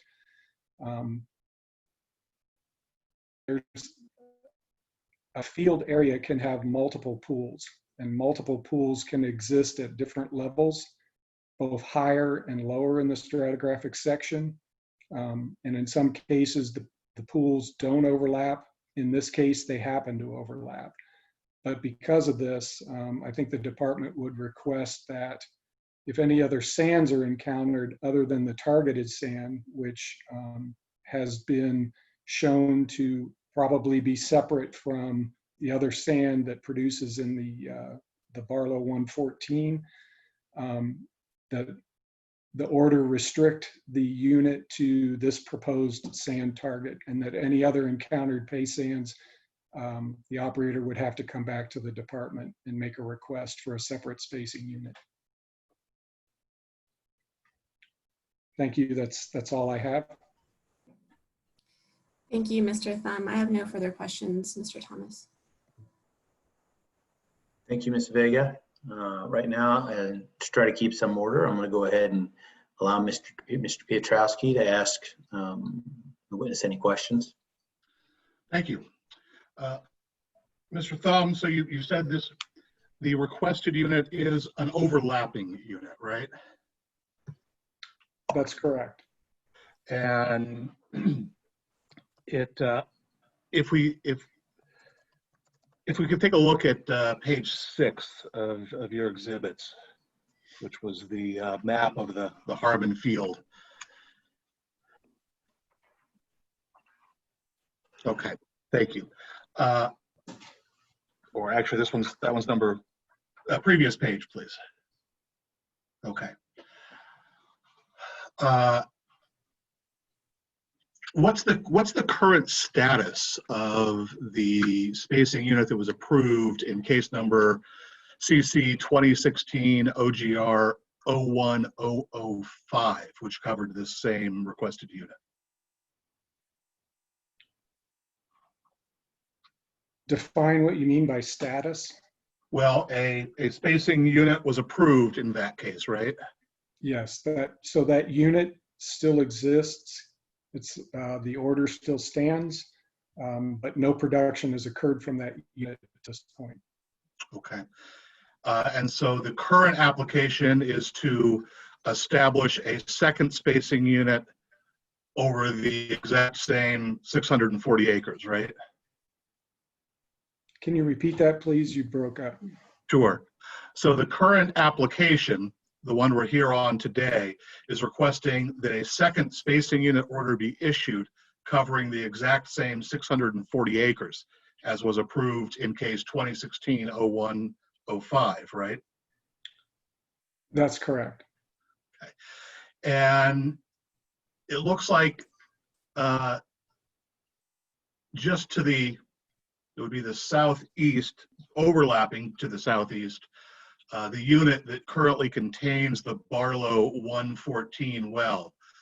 That was a spacing unit that was approved in the 2016 case, 2016-01-001, correct? That's correct. Okay.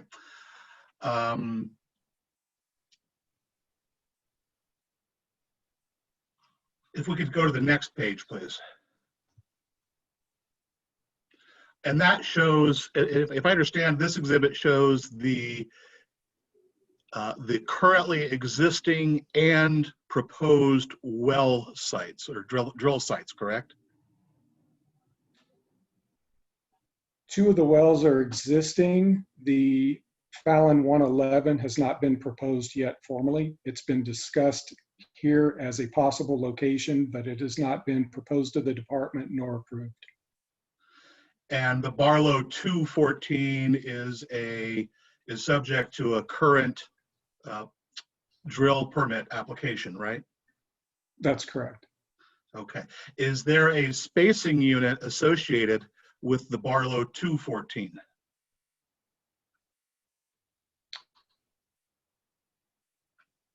There is. And is it the same? Is it the same spacing unit that was ordered in for the Barlow 114?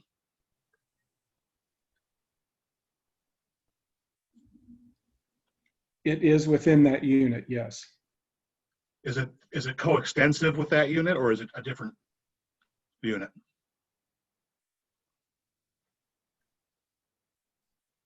Coextensive meaning? If the Barlow 214 is drilled, is it going to be subject to the spacing unit that is identical in shape, size, and location to the spacing unit that is currently served by the Barlow 114? I believe that was part of the The application. question is asking for conclusions of law and is not relevant to the current spacing application. Thank you, Mr. Christian. Thank you, Mr. Piotrowski. Again, anything offered by any of these witnesses that may infer any sort of interpretation of law will be given appropriate weight. Whether I allow it or not is my decision. So I do not support the objection. Go ahead, Mr. Piotrowski. So, Mr. Thumb, my question was, I mean, we've got the Barlow 114, which is a well at a location ordered in a spacing unit order in case 2016 OGR-01-001. And that is represented by a purple outlined square on your map here, and is identified down at the bottom as sand D Barlow sand. There is currently a proposal before the department for a Barlow 214 well. Is that well is that well intended to withdraw hydrocarbons from under the same lands that are covered by that spacing unit determined and established in 2016 OGR-01-001? I believe that was part of the request in the application. Okay.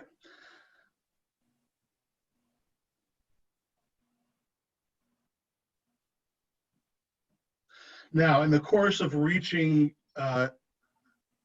your conclusions to support the establishment of a spacing unit as applied for, did you give any consideration to the well location?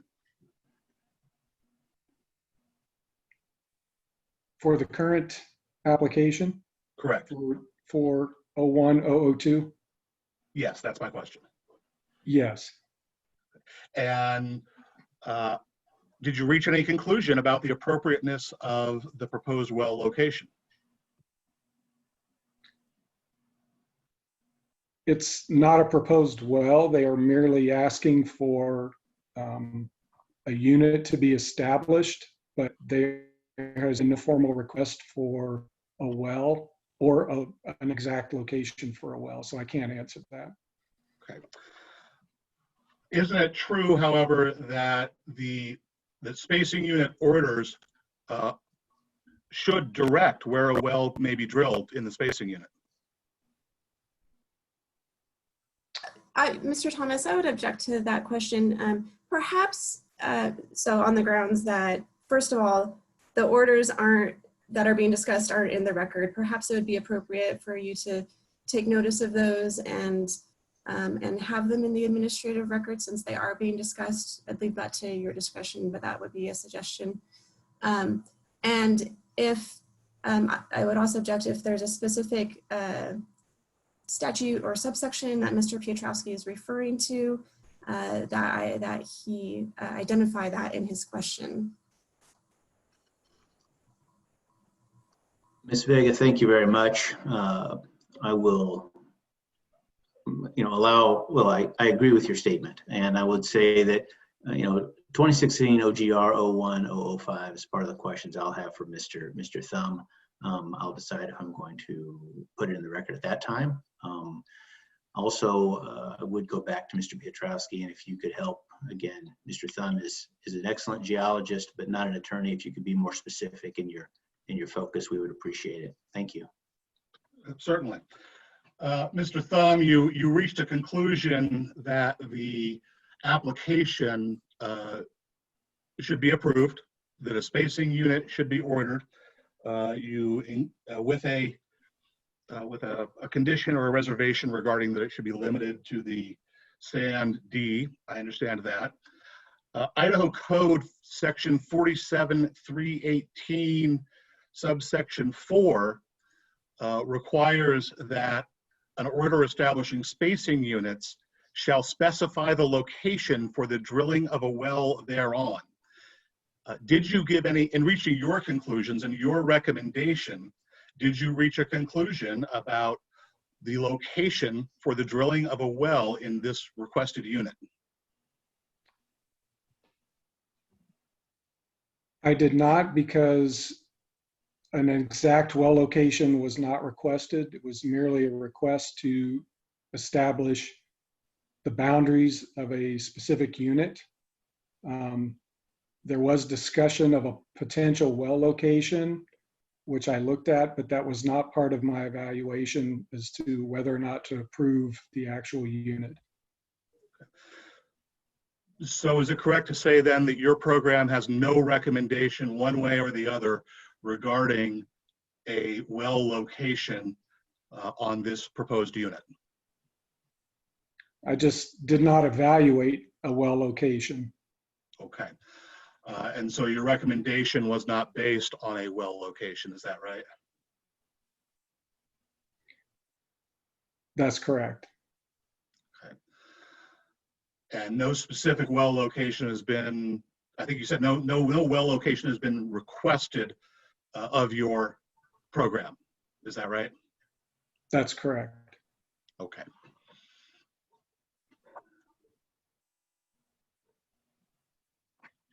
Based on your experience in this field, as well as your experience with, and more particularly with Southwest Idaho, is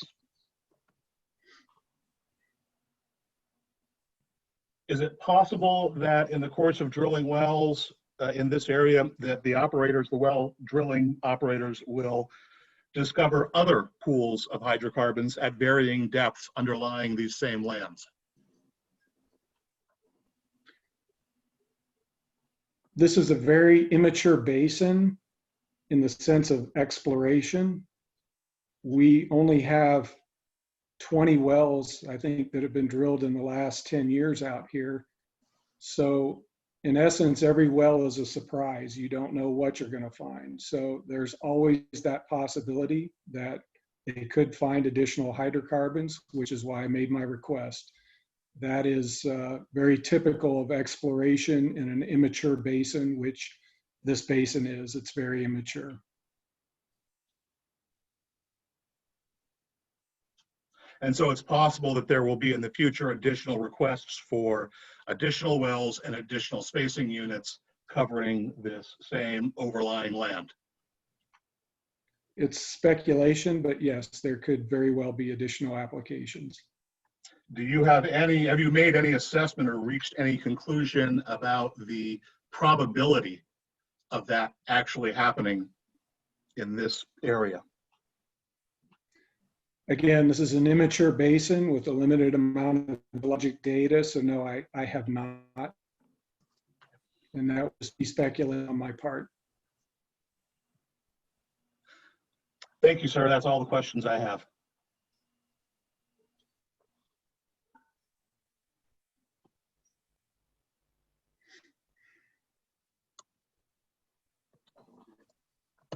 Thank you very much, Mr. Piotrowski. Counsel representing the applicant, you can address the witness. Thank you, Mr. Thomas.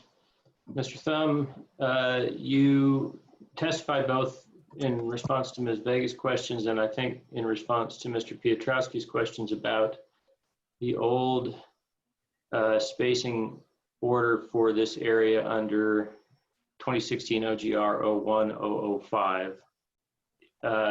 My understanding is that the last version of that order, which is a matter of public record on the Commission's website, had a term of 18 months, which is expired. Is that your understanding? That's correct. So the order still exists in the public record, but the spacing unit itself no longer exists. Is that correct? Yes, that's right. Okay.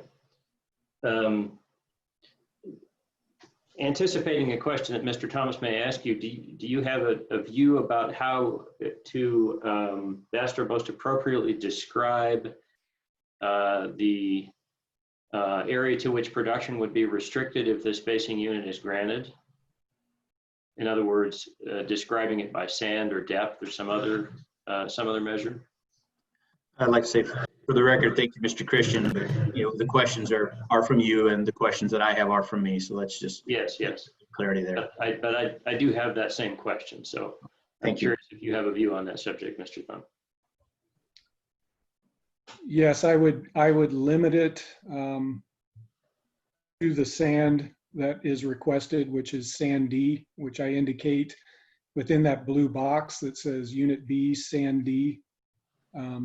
I think that should be the only sand that is allowed to produce if a well is eventually approved here. The technical information that was presented was for that interval only. Again, any other sands or productive intervals encountered, that's all speculation. And that could be a whole nother set of information that we need to evaluate to establish spacing for that sand. I guess maybe my question wasn't well phrased. Do you have a particular way you would like to see that interval described in the order? Based on my experience in other states, operators tend to be very specific about naming sands and naming intervals. That is not the case here. What I've tried to do is add some uniformness to the request by providing this information showing the different sands. And that was part of my request in asking for cross sections, because I would hope that the operator would say, this is what we're naming the sand. This is what this interval is called, and we can defer to them. But in the absence of that, yes, I'm referring to it as a sand D. Mr. Piotrowski asked you some questions about the potential well location and whether you had evaluated it. Is it, in your experience, do operators typically apply for a permit to drill before they have spaced an area?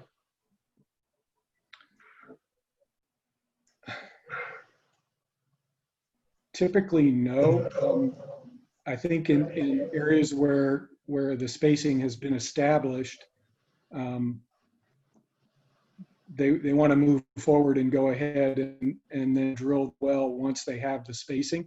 So no, there are various things that go into evaluating where a well should be located, and I don't know if that evaluation is done here. So I would assume that subsequent to the approval, the operator would go back and look at their information just to validate whether or not they felt this is the appropriate location.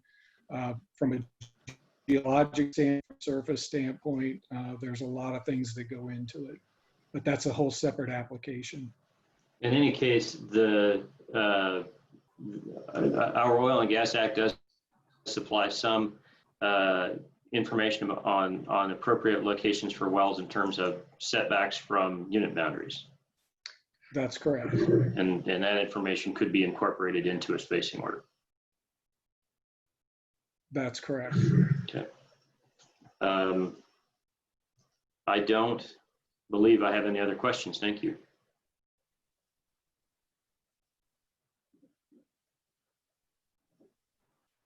Thank you, Mr. Christian. My HVAC wants to make a little bit of here. Hang in there, guys. Ms. Vega, do you have any redirect at this time? No additional questions. Thank you. Thank you, Ms. Vega. I do not have any questions of Mr. Thumb.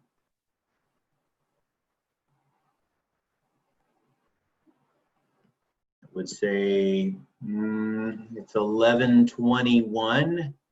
Maybe we take a 7 or 8 minute recess before we move on to Mr. Piotrowski.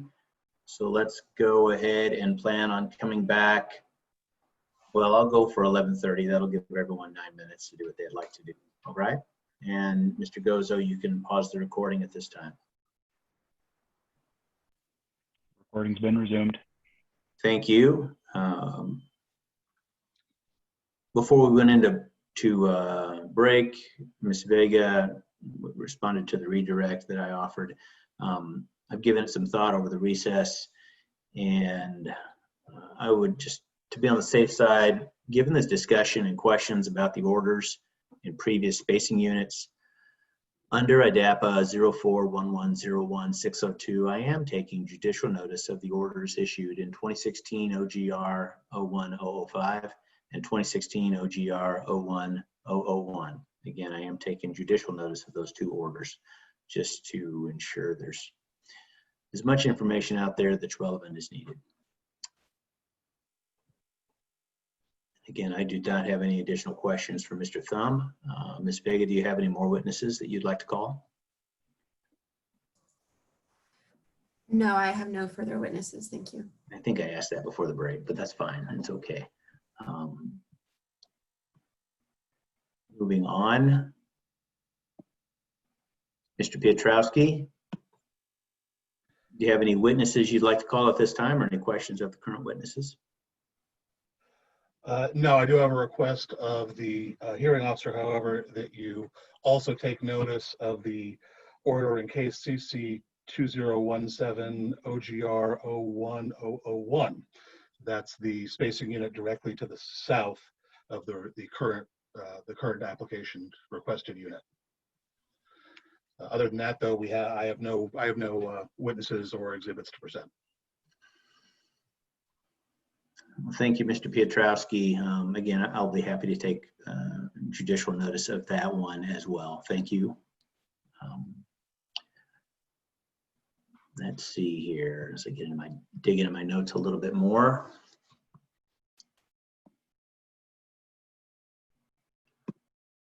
Let me see.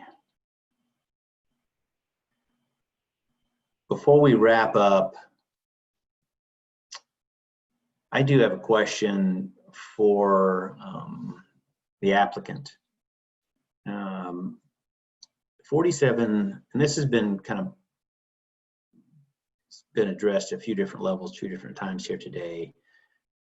In Idaho Code 47.318.4, it says an order establishing spacing units shall direct that no more than 1 well shall be drilled to and produced from a common source of supply on any unit, and shall specify the location for the drilling of a well thereon. So my question to Mr. Christian and the applicant is, just simply put, what is your application asking for with regard to well location? Thank you, Mr. Thomas. So 47.317 provides for default unit sizes and setbacks from unit boundaries in the absence of a spacing unit order.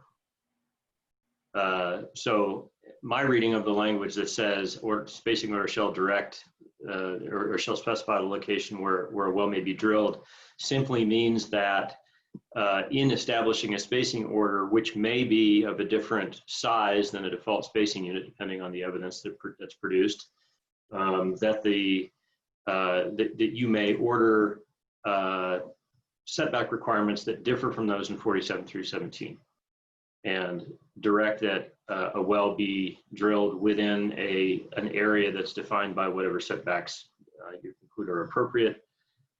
We haven't provided any evidence or made any suggestion in this case that the default setbacks should not continue to apply, particularly given that we're asking for a unit that's the same size as a default unit would be, other than it's offset from a normal section by a quarter section. So my view is that that language in 47.318 is directed to the question of whether you may order different setbacks than are presumed under the law. Thank you, Mr. Christian. Was that me? Wow, okay. I'm doing what I can. No, it was all audio. I do have some questions for Mr. Piotrowski, if you don't mind. Of course. Mr. Piotrowski, when you said or say that a unit is both over and under inclusive, can you briefly tell me, what do you mean by that? Absolutely. This case is a great example of an over-inclusive unit. The identified pool of hydrocarbons, which is apparently based on data that is sufficient to justify the spending of millions of dollars, puts the pool of hydrocarbons in one location, and then draws a much larger line around that to include a great deal of surface land that does not overlay the pool of hydrocarbons. A certain amount of, room for error is to be expected. That nobody can actually, specifically see precisely where these hydrocarbons are. But we've had the witnesses testify that they've drawn a shape on a map. It's the best they can do. They believe it's accurate, and they're willing to spend millions of dollars based on that information. And yet they are asking for an approximately 300-acre pool to be included in a 640-acre spacing unit. And so that's an over-inclusive unit request. It is also very slightly, in this case, under-inclusive, in that, as your questions to Mr. Smith pointed out, there is a small area of the suspected hydrocarbon pool that lies outside the requested spacing unit. And so what we are seeing here is that we're identifying small pools and sticking them in large units, which has a number of effects, both constitutional and practical. And so this particular case is an example of a significantly over-inclusive unit and only marginally under-inclusive. We also think that is not consistent with the statutory command in 47.318. Thank you, Mr. Piotrowski. I have a few more questions. Given the response you just gave, how would you propose that the department describe a designated unit? In this particular case, we think the application should be denied entirely. But as a more general matter, taking your question in the general way that it was asked, units should be defined as well as reasonably can be to correspond with the best information we have on the location of the hydrocarbon pool. Thank you, Mr. Piotrowski. Let's see what else we got here. You also shared, I guess my question is regarding some that you submitted earlier. What do you mean when you say that the spacing determination should reflect existing uses of surface estates and be devised to minimize impacts on pre-existing surface estate uses? And can you give some examples? Absolutely.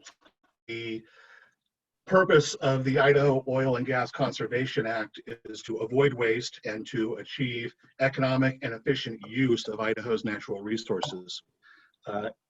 In the Harmon Field area in Payette County, Idaho, the efficient and economic use of an awful lot of this land is as housing development. And the other efficient and economic uses of an awful lot of this land is as ranch and farmland. And those are efficient and economic uses of Idaho's natural resources. And I don't believe that the legislature intended that the pursuit of oil and gas should do harm to those efficient and economic uses of the existing land. And so I think it would be entirely appropriate for the commission and the department to deny applications where the drilling of a well would do more harm to existing uses than it would generate, if the dreams of developers are satisfied. To be more precise, that could mean that spacing units could, and where possible, should exclude residential areas. They should exclude areas where they present risk to municipal water treatment facilities or water withdrawal facilities. This may be more appropriate for an integration application, but even at the spacing unit level, I think that drawing plain 640 acre squares on empty rangeland might be entirely appropriate, but doing it in developed areas such as Fruitland, Idaho, it is not appropriate. Well, let's see if I got this. I am okay. I'm talking. I want to make sure I was unmuted. There's a fair amount of crashing in the bedroom next to me. I don't know what the man's doing. It's my son. Things are going on over there. So my apologies. Yeah, that brought up some additional topics that maybe we'll discuss at a future hearing. I appreciate your comments. But specifically regarding surface use, what you're recommending in Idaho, can you tell me in other states, what is the, sort of normal process in reconciling surface estate versus the mineral estate? I'm not able to answer that question at this time. That's fair enough. It was good stuff. I appreciate it. I don't have any more questions for you, Mr. Piotrowski. I appreciate it. Thank you. Right now, I would like to move on to closing arguments. I think we'll start with the applicant. Mr. Christian, you may proceed. Thank you, Mr. Thomas. In fact, the first sentence of Idaho Code 47-311 says that it is in the public interest to foster, encourage, promote development, production, and utilization of oil and gas in the state of Idaho.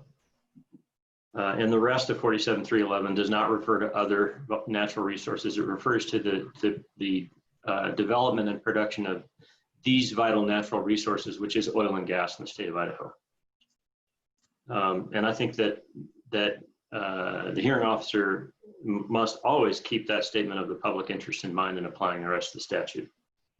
47-318, well, first, I will say, I think that there isn't any question that Mr. Smith provided adequate evidence and testimony to establish the likely efficient drainage area of the pool in this case, and that a formation of a 640 acre spacing unit around it is appropriate.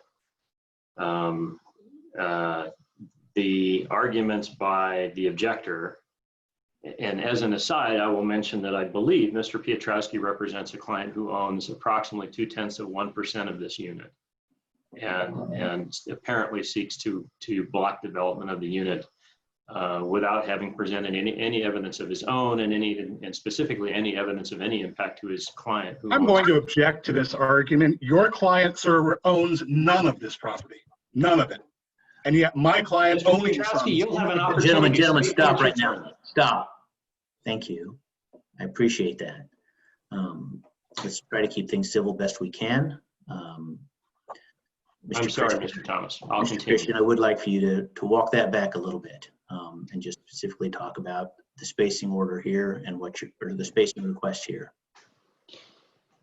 I apologize, Mr. Thomas.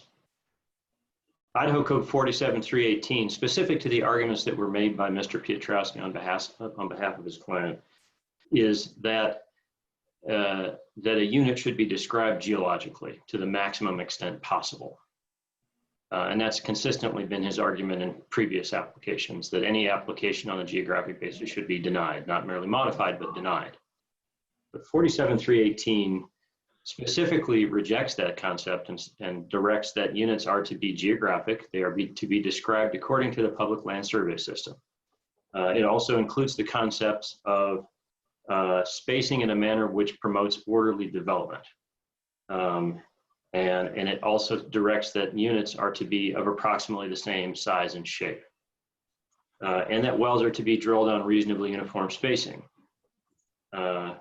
All of which goes to the concept of over time, ordering units across the field which allow for orderly development, which is contrary to the concept that Mr. Piotrowski and his clients are advocating. The statute directs that the area be established to be not smaller than the area drainable efficiently and economically drainable by one well. It does not say the opposite. It actually contains the contemplation that a unit may be somewhat larger than the area maximum area drainable by a well to ensure that those folks who should be paid are included in the unit. With respect to the issue of well location, I think I already answered your question on that. 47318's language really just refers to whether you can vary the setbacks contained in 47317 depending on what size spacing you end up with. So I think the applicant has more than provided sufficient evidence for the department to establish a spacing area as requested. And the arguments that are presented by the objectors don't preclude it. Thank you. Thank you, Mr. Christian. I'd move on to Mr. Thomas, can I make one last comment? Okay. I apologize. There was the issue of the overlap of units, and it wasn't clear to me whether the subject was an overlap with a pre-existing unit which no longer exists, or whether it was with the existing Section 14 unit. In either case, 47318 also contemplates and allows for the establishment of spacing units to cover different zones, and by which it really refers to separate sources of supply, which is exactly the situation we have here. It's within the department's or within the hearing officer's authority to establish a spacing unit to cover this zone as has been established by the applicant's testimony. Thank you. Thank you, Mr. Christian. I'll move on to Mr. Piotrowski for closing arguments. Thank you. The command you're given, Mr. Thomas, and that the department is given and that the commission is given is to apply, enact the language of the Oil and Gas Conservation Act. It may be a long chain of command, but ultimately you work for the Idaho legislature. And they establish the rules I hear. And your sole job, sir, is to apply the law to the facts. Let me start by pointing out that the law does not say that spacing units should be square. It simply doesn't say that. The word geographic does not equal square. What the statute says, 47318, is that spacing units should be described geographically, and that makes absolute sense. They do not say that they should be square. They say instead that spacing units should encompass the lands overlying the pool and exclude the lands not overlying the pool. And so that is the command you are given by the legislature, is to set a spacing unit that is geographic and corresponds to the pool to the best of your ability.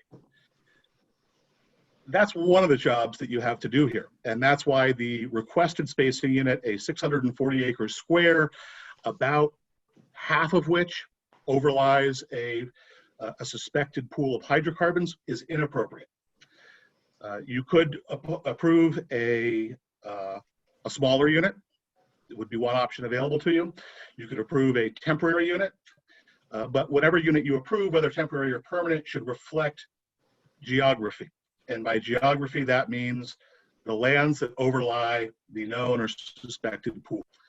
But that's not the biggest issue here. The bigger issue here is that while section 47.318 sub 3 says that geology should drive spacing units, 318 sub 4 says that spacing units should be set in a way that there shall be, or we have the best chance of having one well per unit.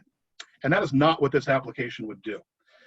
This application would almost ensure that additional wells will be drilled in this unit in the future, just as Snake River is already applying for a second well in the spacing unit to the south, where they have asked to drill the Barlow 214. What we're going to end up with, if we continue down this path of letting Snake River Oil and Gas find a pool of hydrocarbon and ask to stick a well into it, is that we're going to have wells everywhere in this part of southwest Idaho. When they find sand B, they ask for a well, a spacing unit and a well. When they find sand D, they ask for a spacing unit and a well. And when they find sand E and sand F and sand G, they will ask for a spacing unit and a well. And that is precisely contrary to what the legislature of the state of Idaho has told you to do, sir. They have told you to set spacing units so that we have one well per unit, not the two like we're about to end up with at Barlow, and not the multiple we're going to end up with on this spacing unit. But that's not the end of the problems with this application, because 47.318.4 also requires, in no uncertain terms, in very clear terms, that you shall specify the location for the drilling of a well in any spacing unit order. In this case, there has been no request for a location. It doesn't say establish setbacks. It doesn't say give us a general idea. What the legislature demands that you do is that you specify the location. They could have said identify a location. They could have said set rules for a location. They could have said point to the general area in which a location could be. What they said was that you are to specify a location. And that becomes particularly important in this case because the potential location, the putative location, the not yet applied for but identified on their own maps location of the well that SROG wants to drill here is not over the pool or reservoir. They want a spacing unit that includes their well site because their well site isn't within the proper spacing unit. What the commission should, what you should do here is deny this application until we have more information and we can make sure that we're not going to end up with 2, 3, 6, 8 wells in this one area.